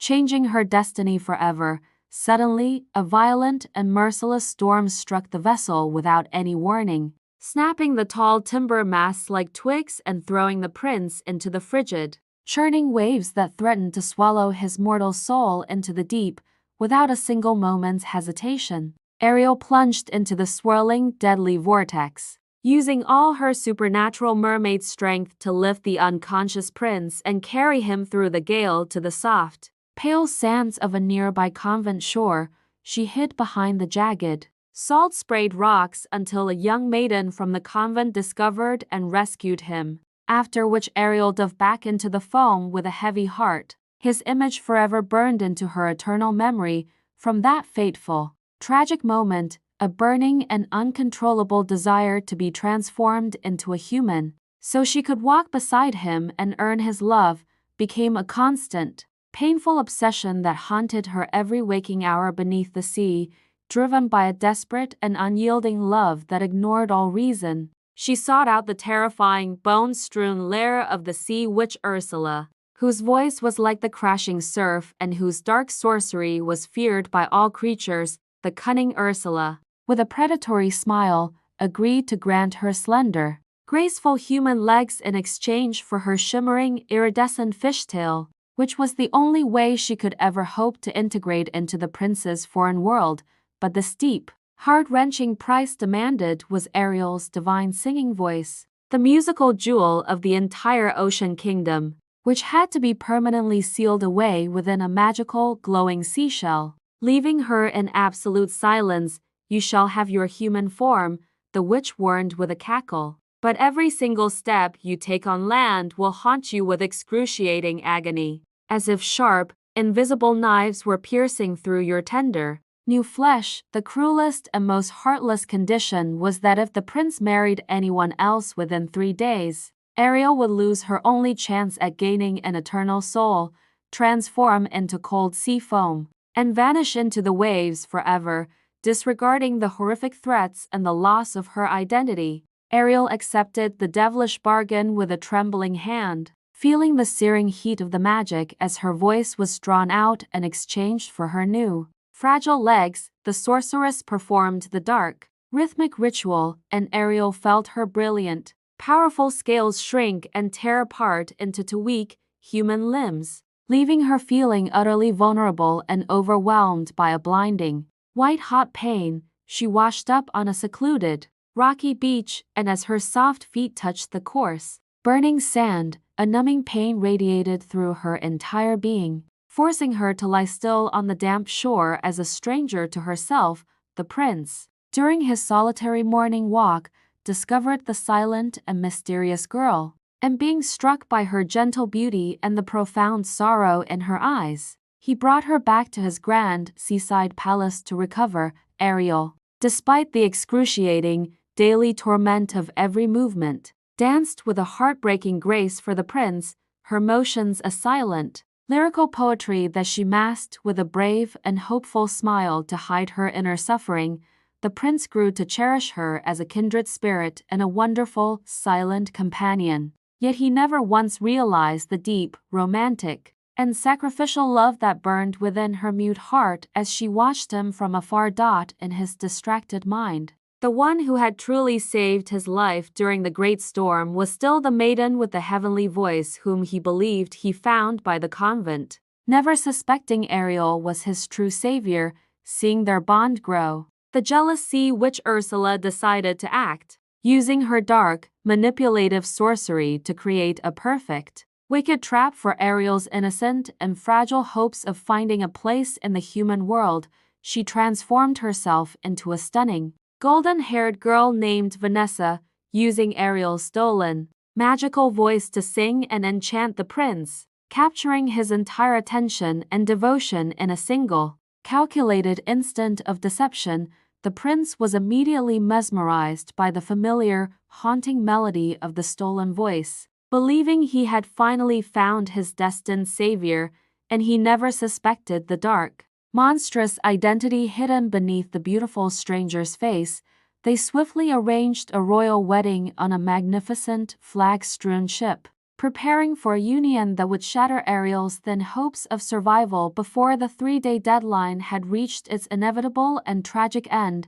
Ariel stood in utter despair upon the high deck, watching the prince's ship glide away into the sunset, feeling her cruel fate closing in like the cold, rising tide of a darkening and indifferent evening sea. As the first pale light of dawn prepared to break across the horizon, she knew her mortal destiny would soon be sealed, and she would fade away into the ephemeral foam of the ocean she once called home. Suddenly, Ariel's mermaid sisters emerged from the dark waves, clutching a magical, glowing silver dagger they had obtained by trading their long, beautiful tresses of hair with the wicked and greedy sea witch of the deep. They handed the cold blade to Ariel, pleading through desperate tears, "You must slay the prince before the very first ray of sun rises. His warm blood will break the curse and return you to us." Ariel crept silently into the prince's royal sleeping quarters and watched him resting peacefully in the arms of his bride.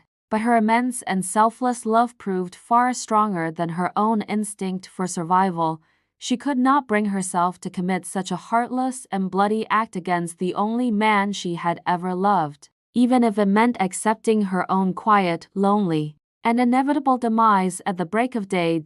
As the first rays of the morning sun turned the horizon into a streak of fire and gold, Ariel dropped the silver dagger into the deep and cast herself heroically into the cold, waiting waters of the sea. She felt her physical body beginning to dissolve into millions of soft, white bubbles, floating lightly and aimlessly upon the calm and silent surface of the vast, waking ocean as the world began to stir. At that exact, divine moment of destiny, the daughters of the air, ethereal spirits of light and goodness, appeared to her in a warm and gentle glow, surrounding her with a sense of peace she had never known. They whispered to Ariel that because of her noble self-sacrifice and her pure, unconditional love that transcended her own life, She had been granted a rare and sacred chance to earn a truly immortal human soul. The little mermaid felt her being lifted upward toward the clouds, freed from her physical pain and her mortal, silent form, becoming a spirit of the air as light and free as a summer breeze over the water. She drifted high over the sea, smiling down at the mourning prince with a heart full of forgiveness, waiting for her centuries of quiet service to finally lead her to an eternal and peaceful reunion in the heavens. The relentless, stifling heat of the late afternoon felt like a physical burden pressing down upon Alice, intensifying her pervasive sense of stagnation and boredom, which was violently shattered when an inexplicable motion tore through the oppressive silence. Alice wasn't merely seeking distraction. She was desperately longing for an escape from the crushing predictability of her ordered world, making the sight of the white rabbit a creature of panicked energy with eyes like feverish rubies a sudden, compelling necessity. The rabbit didn't merely check the time. He shrieked a muffled, despairing lament into his silvery timepiece, his whole body trembling with the existential terror of being fatally delayed for a monumental appointment that Alice instinctively knew she had to witness. Throwing aside all caution, a thrilling surge of almost reckless desperation propelled Alice to her feet, abandoning the drowsy safety of the riverbank to pursue this one impossible, living anomaly across the unnaturally still, sun-baked field. She watched, paralyzed for a split second, as the creature plunged with unnatural speed into an impossibly dark, yawning chasm concealed beneath the hedge. The sudden, complete silence that followed its disappearance being more shocking than the sound itself. Driven by an irresistible, terrifying impulse, Alice launched herself into the pit, feeling a dizzying rush as she began an endless vertical plummet through the gloom, the tunnel walls blurring into abstract streaks of brown and black. The descent was a surreal, extended nightmare. She slowly drifted past objects defying gravity, dusty chandeliers, maps of unknown continents, and tightly sealed jam pots marked only for emergencies. A silent, floating museum of the forgotten. The fall ended with a jarring, brutal impact that knocked the air from her lungs, depositing her, bruised but unbroken, onto a mound of dry forest litter at the start of a long, low, and profoundly disorienting passage. She stood in the chilling, narrow passage, realizing the entire hall was a cruel mockery of choice. Dozens of doors, all varying ridiculously in size, from towering giants to doors no bigger than a child's showbox, each secured by an imposing, unyielding lock. Her gaze fixed on a small glass table where lay the coveted, intricately worked golden key, a key perfectly sized for the tiny, beautiful door concealed behind a heavy velvet curtain but frustratingly beyond her reach. Near the key,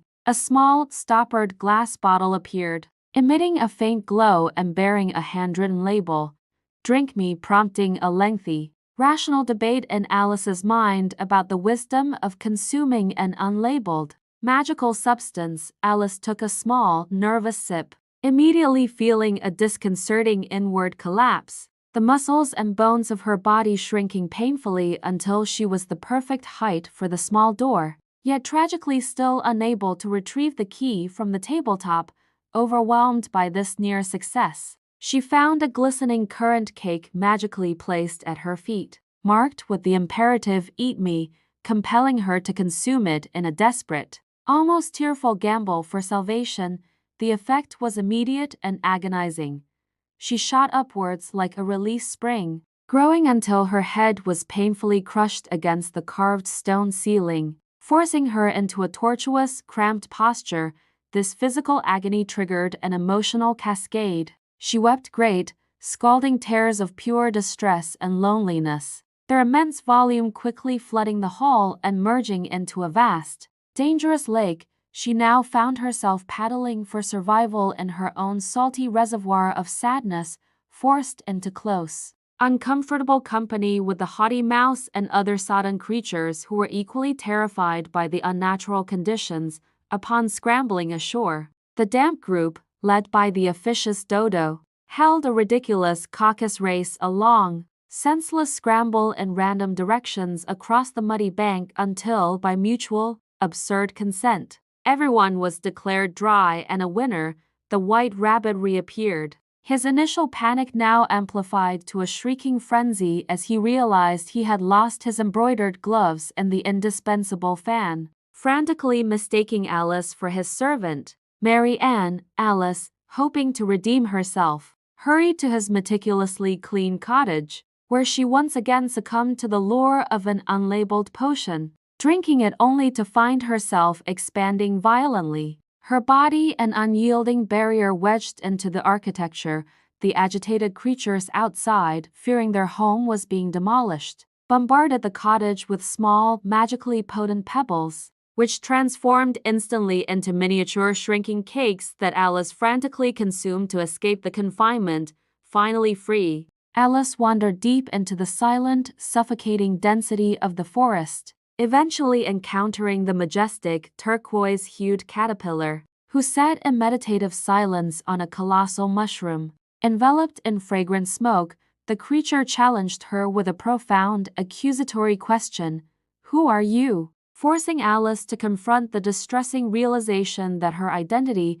constantly distorted by size changes, was no longer stable or recognizable even to herself. The caterpillar, with an air of superior wisdom, finally offered the key to stability, the two sides of the mushroom, granting her the ability to manipulate her height with conscious control, if she dared experiment. After several chaotic, dizzying attempts stretching her neck so long that she was attacked by an angry pigeon, and then shrinking until she was minuscule, Alice finally managed to stabilize her size and continued her bewildering journey. She reached a chaotic, crumbling mansion where the irritable Duchess, the aggressively pepper-obsessed cook, and a howling infant were found in a state of violent domestic disarray. The air thick with airborne pepper and hurled cookware, the Duchess shoved the screeching baby into Alice's arms, and as Alice carried it away from the chaos, she watched in profound astonishment as the infant's human features melted,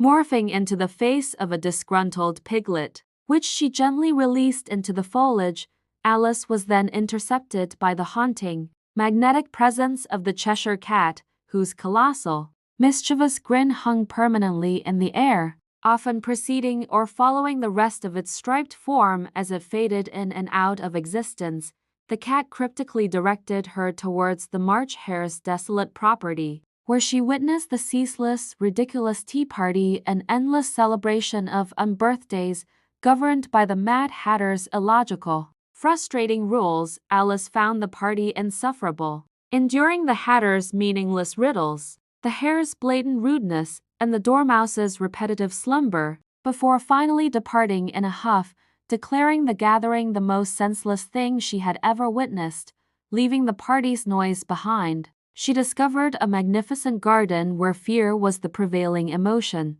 Watching card soldiers frantically applying stolen paint to white roses, terrified of the impending royal inspection, the royal procession swept through, headed by the tyrannical, volatile Queen of Hearts, a figure of supreme, unpredictable power whose loud, furious voice echoed with the constant threat of lethal violence. Alice was drafted into the Queen's absurd croquet match, a nightmare of non-cooperation involving reluctant hedgehog balls, unpredictable flamingo mallets, and crooked card soldiers acting as unstable arches. With every misplaced shot or minor infraction, Alice witnessed the chilling frequency of the Queen's arbitrary, blood-curdling decree, "Off with their heads," a sentence carried out without hesitation or mercy. The reappearance of the Cheshire Cat brought the game to a halt. The Queen's command for immediate execution was derailed by the executioner's logical dilemma. How can one behead a body that consists solely of a floating, detached grin? The terrifying farce climaxed as Alice was dragged into the noisy, bewildering courtroom, a chaotic spectacle where the Knave of Hearts stood mute trial for the great crime of the Queen's stolen tarts. The witnesses were a parade of absurdity, the Mad Hatter rambling about the date, the March Hare offering useless opinions, and the cook refusing to speak of anything but the excessive use of pepper. As the White Rabbit read the final, most trivial piece of evidence, Alice felt the familiar, overwhelming surge of growth, expanding violently until she dominated the courtroom. Her hair grazing the rafters, towering over the fearful court, Alice found her voice and courage, shouting down the Queen and declaring the entire trial, the jury, the evidence, and every participant to be utterly meaningless and lacking any legitimate authority. The enraged Queen, her face contorted with ultimate fury, roared her last, impotent command, "Off with her head," causing the entire, terrified army of playing cards to rush toward Alice in a frantic paper blizzard. With a definitive, final shout of dismissal, Alice declared them to be nothing more than a pack of cards, and as the paper army dissolved in a chaotic swirl, she suddenly awoke, safe and warm, the sun filtering through the leaves, realizing the glorious, terrifying journey was simply the most vivid dream she had ever experienced. Within the labyrinthine alleyways and beneath the perpetually scorching sun of the ancient, vibrant city of Agrabah, resided the cunning but fundamentally good-hearted youth, Aladdin, whose primary occupation was skillfully surviving the systemic injustices of extreme poverty. His daily routine consisted of navigating the crowded, spice-scented marketplace, adeptly dodging the overzealous royal guards, all while constantly nurturing a fervent, secret desire for a dignified life far removed from constant hunger and threadbare garments. Aladdin's most profound and unyielding ambition was focused entirely on liberating his frail, aging mother from the heavy burden of endless toil, envisioning a future where she could finally rest comfortably and peacefully in a secure home. One deceptively ordinary afternoon, a tall, elegantly robed man of commanding presence, whose eyes held a strangely unsettling, cold calculation, approached Aladdin, weaving an elaborate, fabricated tale of being his long-lost, extremely wealthy maternal uncle. This imposing, false relative was none other than a formidable, power-hungry sorcerer originating from the mysterious, distant Maghreb, meticulously orchestrating a complex scheme to acquire a potent, world-altering magical artifact for his destructive ends. The sorcerer, employing carefully rehearsed, persuasive eloquence, promised Aladdin a swift, unbelievable transformation into a tremendously affluent and universally respected nobleman, an irresistible offer designed to exploit the boy's deepest vulnerabilities, completely overcome by the intoxicating lure of instantaneous fortune and desperate for a radical change in circumstances. The knave Aladdin wholeheartedly embraced the outwardly generous but inherently treacherous proposal.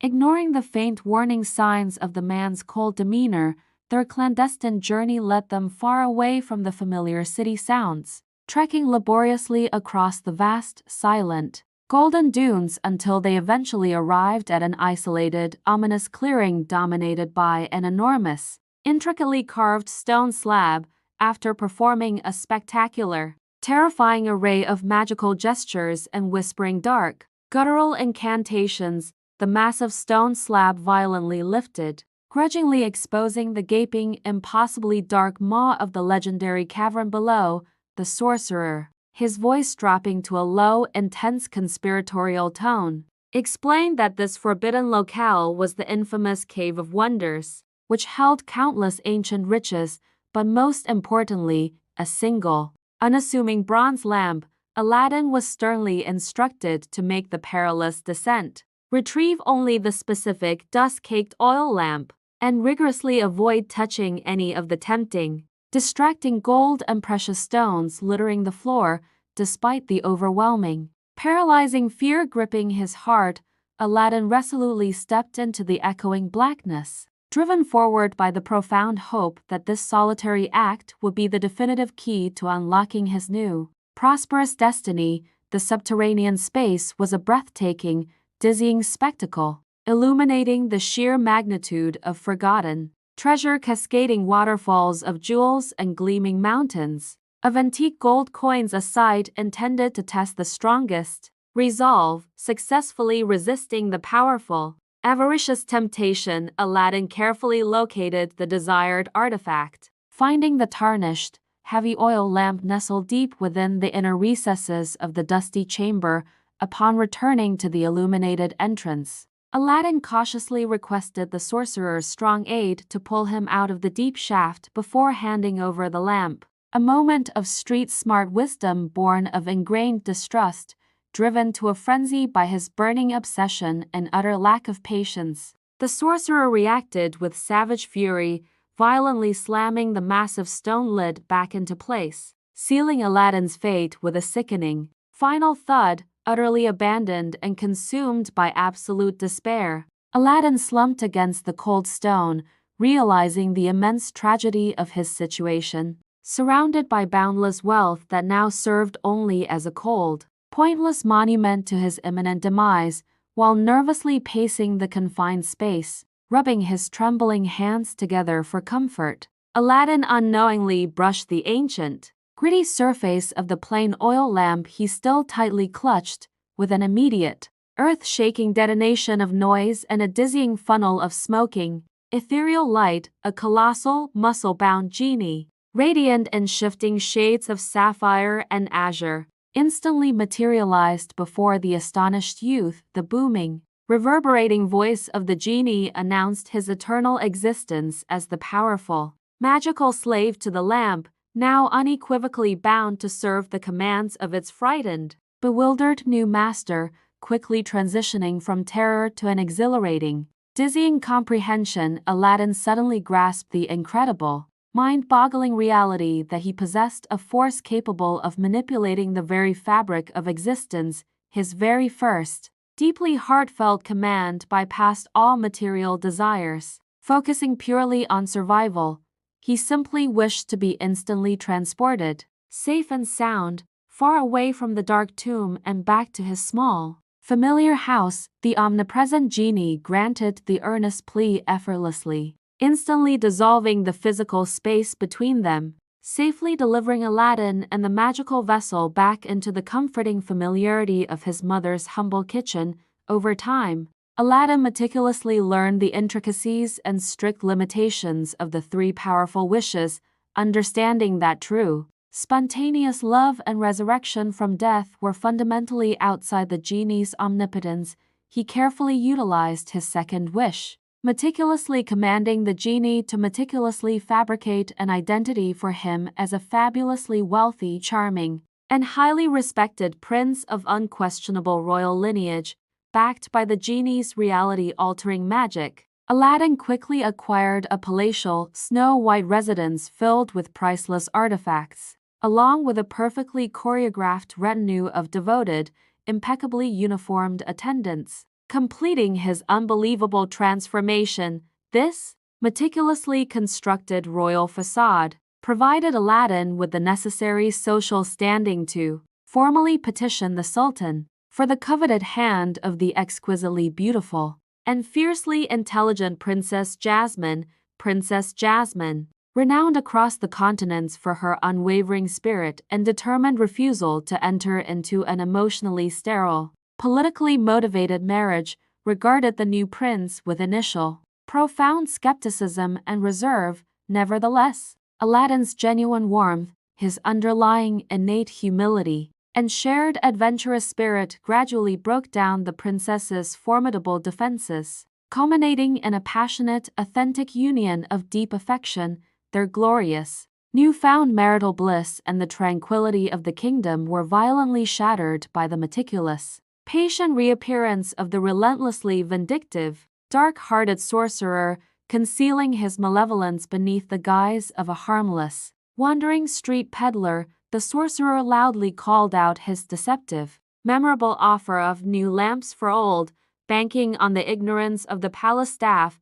The unsuspecting Princess Jasmine, believing the tarnished old oil lamp was merely worthless clutter, carelessly exchanged the powerful artifact for the shiny, superficial brass one offered by the cunning old man. With the supreme power of the lamp finally secured, The triumphant sorcerer immediately commanded the heartbroken genie to magically and instantaneously relocate the entire enormous palace and the terrified princess to his remote, desolate desert fortress. Aladdin returned home from hunting to a horrifying void where his palace had stood and his beloved wife was missing. Left completely alone with only the weak, secondary power of the ancient ring's genie, utilizing the minor, but crucially helpful, power of the ring-dwelling genie, Aladdin was swiftly and secretly transported across the treacherous, dark waters directly to the isolated, forbidding site of the sorcerer's new stronghold.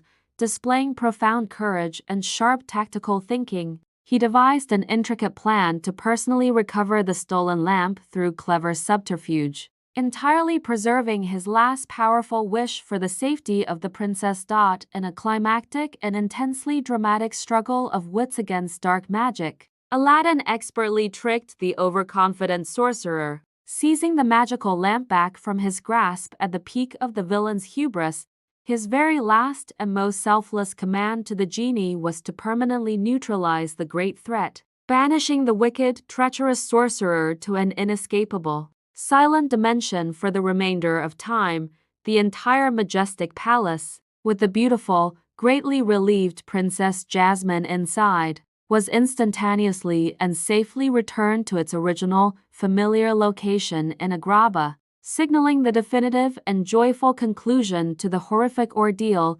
Demonstrating his supreme, noble character, Aladdin utilized his ultimate freedom to generously grant the loyal, ancient genie his complete and total emancipation from the lamp's bondage, ensuring that he and Princess Jasmine would forever live their extraordinarily happy lives together, solely sustained by their unwavering love, wisdom, and remarkable courage. In a distant, opulent land stood a magnificent, sprawling castle which sadly belonged to a young, handsome, immensely wealthy, but incredibly arrogant and supremely selfish prince who only valued his own extravagant pleasure. On extremely cold, unforgiving winter night, a seemingly frail, shivering beggar woman arrived at the grand castle door and politely requested temporary shelter in exchange for a single, perfect, deep red rosy. Arrogant, haughty prince scornfully laughed out loud at her humble offering and coldly, cruelly turned the impoverished old woman away from the warm comfort of his lavish, brightly lit home, showing absolutely no kindness or human hospitality. Beggar woman immediately warned the prince not to be carelessly fooled by mere superficial outward appearances, asserting that true beauty must always be found deep within the soul. But the shallow prince simply dismissed her words with contemptuous disdain and arrogance. Suddenly, the seemingly weak beggar woman transformed in an instant into a powerful, magnificent enchantress whose intense, righteous presence filled the entire huge ballroom with a blinding, terrifying light and shimmering magicto. Severely punished the spoiled prince for his immense cruelty, his unbearable self-absorption, and his total lack of love or empathy. The powerful enchantress transformed him into a grotesque, fearsome, and utterly miserable beast, covered in thick fur and bearing huge, menacing horns. Also magically and immediately transformed all the castle's loyal and innocent servants into various bewildered enchanted household objects, such as upright clocks, talking teapots, and charming candlesticks. The enchantress solemnly warned the now miserable beast that he had to successfully find true, pure, selfless love for another person, and that person must genuinely, truly love him back, before the last final petal fell from the magical, enchanted rose. Meanwhile, in a lively, nearby quaint French village surrounded by lush fields, lived a beautiful, intelligent, and fiercely independent young woman named Belle, who loved to spend her days reading classic adventure books. Belle lived a simple but profoundly fulfilling life with her eccentric, white-haired, and endlessly devoted father, Maurice, who was a passionate but often ridiculously ridiculed local inventor. On unfortunate,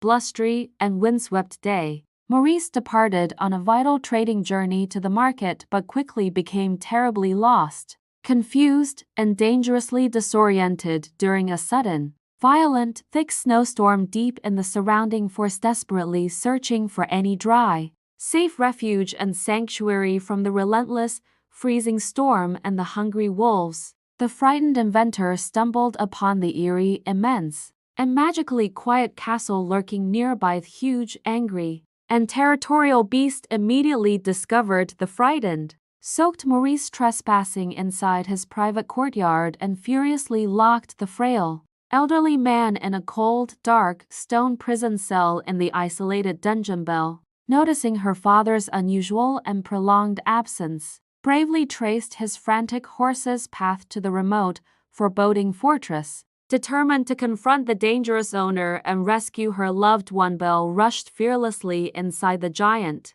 shadowy castle and bravely demanded her elderly father's immediate and unconditional release, refusing to leave the premises until he was safely freed from captivity. Monstrous beast presented a cruel, inescapable ultimatum. He would free Maurice, but only if Belle agreed to become his permanent, unwilling prisoner in the cold, silent castle. Replacing her father, completely courageous Belle selflessly accepted the terrifying offer, making the ultimate sacrifice of her cherished freedom to save her beloved father from the beast's dark, suffocating dungeon and his terrible wrath. Heartbroken Maurice was reluctantly sent home in a magical, quick carriage, utterly devastated, racked with overwhelming guilt, and consumed with tears at leaving his cherished, brave daughter with the fearful creature. Belle soon met the beast's wonderfully quirky, often fretting, and magically delightful enchanted servants,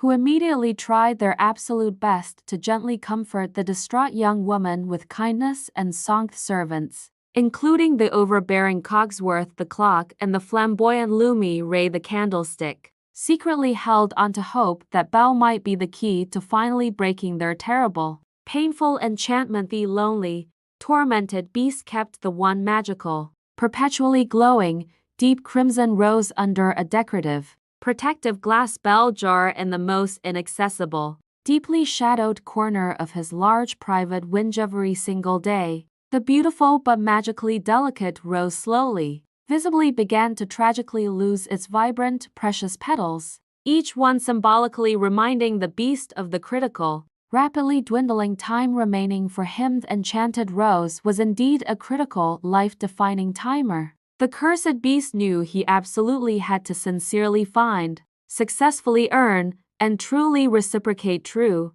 genuine love before the last, final withered petal sadly descended to the dusty stone floor. At the very beginning, the beast was harsh, demanding, and constantly ill-tempered, and Belle found him absolutely unbearable, incredibly rude, and entirely frustrating, often refusing to meekly follow his strict rules. But slowly, over shared evening dinners, tentative conversations, and moments of shared quiet, the compassionate Belle began to see small glimpses of the lonely, sad, and fundamentally good heart buried deep beneath the beast's terrifying exterior. The beast, in turn, began to learn patience, tenderness, and genuine kindness from Belle, allowing her full, unrestricted access to his vast, magnificent, and sprawling private library, which delighted her beyond all measure. They began spending countless hours together, discussing poetry, reading classic literature, playing intellectual games, and quietly feeding the wild birds outside the great hall window. Their relationship deepened profoundly and irreversibly during a scary, unexpected wolf attack in the snowy woods, where the beast heroically risked his own life to fiercely protect Belle. Though he was severely wounded in the process, Belle tenderly, carefully cared for the beast's painful, deep wounds in the West Wing. Their emotional connection grew much stronger, and they realized that they shared a powerful, genuine, and surprisingly mutual affection and respect. The beast, completely and genuinely in love and determined to show profound trust, allowed Belle to temporarily leave the castle and return to her village to visit and reassure her sick, worried father. Morris Belle returned to her village and found her father quite ill and the paranoid villagers, fiercely led by the jealous, vengeful Gaston, determined to lock Maurice away, wrongly believing he was completely insane. Gaston, the handsome but arrogant, mean-spirited hunter who obsessively wanted to forcibly marry Belle, led a massive, angry mob back to the ominous castle to savagely destroy the feared beast. Belle rushed frantically back to the immense castle, finding the wounded beast desperately trying to defend his home and his own life against the vicious onslaught of the massive, pitchfork-wielding mob. Fierce, terrifying, and brutal battle immediately erupted on the high, treacherous, slippery rooftop of the magnificent castle between the powerful beast and the vengeful, hateful Gaston. Noble beast fought valiantly and ultimately overpowered Gaston completely, but chose to show profound mercy, refusing to kill his defeated, cowardly rival, demonstrating the ultimate act of newly acquired, selfless kindness. The beast turned away to embrace Belle. The evil Gaston stabbed him cruelly and unexpectedly in the back with a hidden dagger,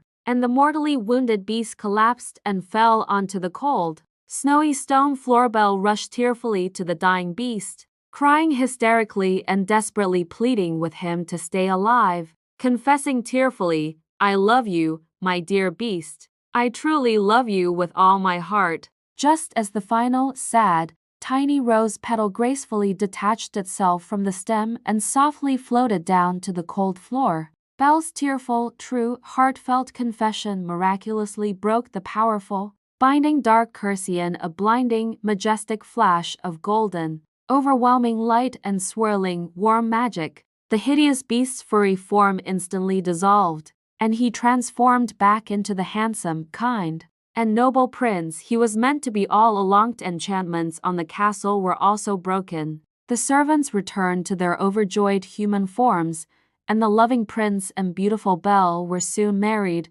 ruling the kingdom with profound kindness and living gloriously and happily ever after. Once upon a distant time, within a vast, sun-drenched kingdom of high, ivory towers and immaculately manicured gardens, the endlessly loving king and the gentle, radiant queen were finally blessed with the birth of their first, truly beautiful and immensely cherished daughter, whom they joyfully named Aurora. The entire prosperous nation erupted in spontaneous, overwhelming joy, and the grateful king commanded the preparation of a truly magnificent, weeks-long christening celebration, inviting every esteemed noble, every joyful villager, and every magical being to partake in the grand, public fest. 3 wonderfully good-natured, shimmering, and supremely powerful fairies gracefully descended into the palace's hall of celebrations, each prepared to bestow a permanent magical blessing upon the precious, cooing infant resting in her silk-lined, ornate golden cradlet. First magnificent fairy, named Flora, generously gifted the baby princess with unparalleled physical beauty, promising her features would shine brighter than the midday sun, while the second, Fauna, gave her the most melodious, heavenly singing voice imaginably. The immense, carved wooden doors of the hall were violently and dramatically flung open, and the truly terrifying, intensely malevolent evil fairy Maleficent materialized in an explosive burst of frightening green lightning and thick, choking, acrid smoke. Maleficent's eyes glowed with dangerous, uncontrollable, scorching fury, as she felt utterly insulted, deeply resentful, and completely disrespected for being intentionally excluded from the magnificent, important royal celebration. With a loud, piercing, and cruel cackle that brutally silenced the music and chilled every heart present, she dramatically raised her dark, powerful staff and immediately cast a dark, inescapable, and powerfully binding curse upon the destiny of the sweet royal heir. Before the heavy, fading sun completely disappears over the jagged western mountains on the exact morning of her approaching 16th birthday, the young Princess Aurora will surely touch a razor-sharp, magically corrupted spinning wheel and instantly fall into eternal, fatal sleep. Maleficent viciously and loudly declared. The third kind fairy, Merryweather, whose magnificent gift had not yet been delivered, quickly used her remaining magical energy to soften the curse's fatal power, transforming the inevitable death into a deep, long, but ultimately reversible enchanted sleep. The horrified and desperate king immediately commanded that every single spinning wheel, regardless of its age, size, or location, in the entire kingdom be ruthlessly gathered and ceremoniously burned into fine ash immediately in the royal courtyard to ensure the princess's absolute survival and safety until the curse's danger passed. The three worried good fairies disguised themselves as simple, elderly peasant women and carried the infant Aurora far away into the deep, quiet, secluded, and forgotten Emerald Forest. They secretly and patiently raised the princess in a tiny, quaint, moss-covered stone cottage, carefully concealing their true magical identities and strictly forbidding the use of any magic whatsoever. Inside the protective walls of the little home, they lovingly called the girl Briar Rose, and she matured into a truly gentle, exceptionally kind-hearted, and utterly unaware young woman, completely oblivious to her powerful royal heritage or the sinister dark curse looming silently over her. Fatesh spent her hidden, peaceful days happily singing melodious, enchanting songs while tending to the small, trusting woodland animals and picking colorful wildflowers and fresh berries deep in the quiet, sun-dappled wood. 17 peaceful, quiet, and uneventful years swiftly passed by, and on the very morning of her 16th birthday, the unsuspecting young woman was deliberately left alone while the fairies nervously prepared a small surprise celebration. The unsuspecting Aurora felt a strange, compelling, and inexplicable pull of curiosity, and was immediately and magically drawn toward a mysterious, crumbling, and strictly forbidden old tower located deep within the woods near the cottage. Quietly and cautiously ascended the dusty, narrow, winding stone staircase, her curiosity overriding her caution, until she reached a remote, isolated, and completely forgotten room at the very top of the ancient structure. There, she discovered a shadowy, incredibly old woman weaving intently at a mysterious, long-forgotten spinning wheel, a completely unfamiliar sight she had never encountered before in her sheltered,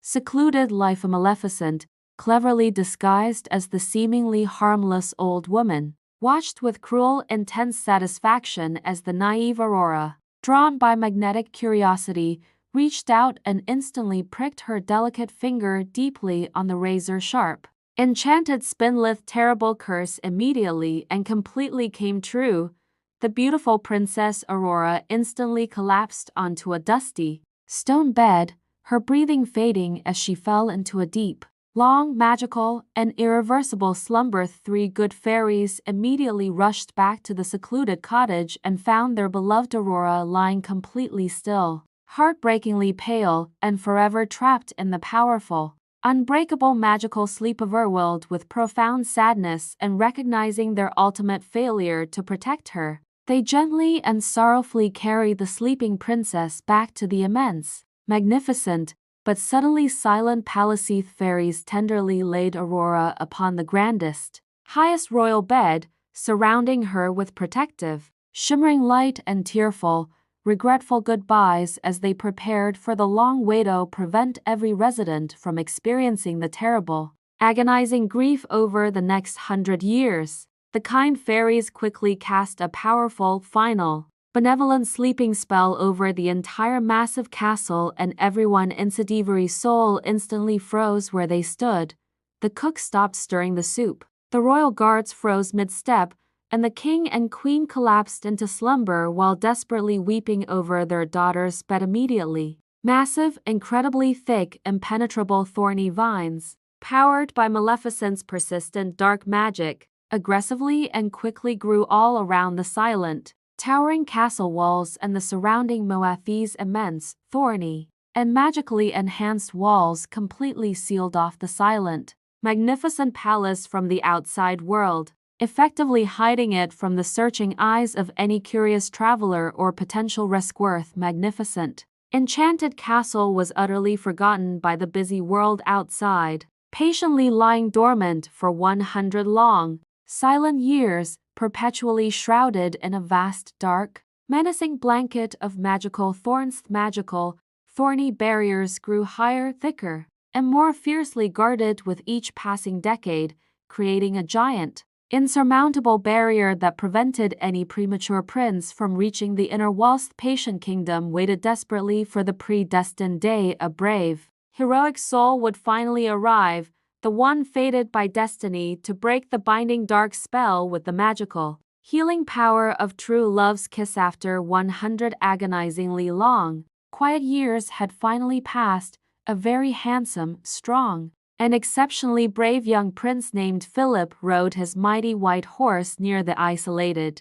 overgrown location. Prince Philip noticed the immense, strangely mountainous thicket of impossible, wicked thorns and heard faint, lingering, magical whispers carried on the wind about a beautiful princess sleeping inside the Cora Maleficent. Realizing the immediate and severe danger to her cherished curse, quickly transformed herself into a giant, grotesque, fire-breathing black dragon to personally block the brave prince's path and stop him completely. A fierce, terrifying, and thunderous battle erupted immediately in the shadowy gorge, with the determined prince fighting valiantly against the immense, roaring, flame-spitting dragon with only his courage and his shining sword. With the subtle, vital magical aid of the good fairies, the heroic prince managed to skillfully and accurately thrust his shining, enchanted sword deep into the terrifying dragon's scaled heart, finally defeating the supremely powerful Maleficent. The magical thorny vines instantly and completely wilted,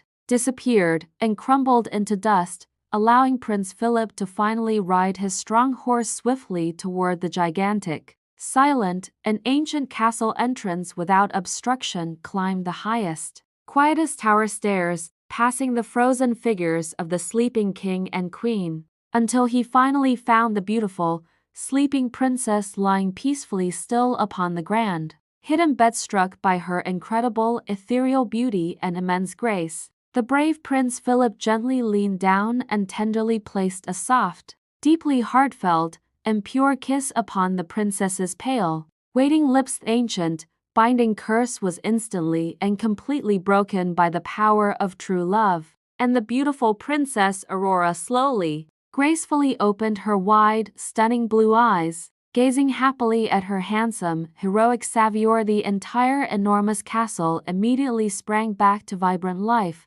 The music resumed, the cook stirred the pot, the royal guards marched on, and the ecstatic king and queen embraced their beloved, awakened daughter, and they all celebrated their happiness, living gloriously ever after. Long ago, in a magnificent kingdom bordered by deep green forests, lived a princess named Snow White, whose extraordinary beauty was renowned throughout the land, possessing skin as purely white as fresh snow, lips as red as blood, and hair as black and glossy as polished ebony wood. Tragically, Snow White's gentle, kind mother passed away, and soon after, the king married a new woman who became queen, a woman whose dazzling appearance hid a dark and malicious vanity within her heart. The new queen was terrifyingly beautiful, dominating the court with her cold, commanding presence driven by an overwhelming, insatiable desire to be acknowledged as the most stunning woman in the entire realm. She guarded her most prized possession,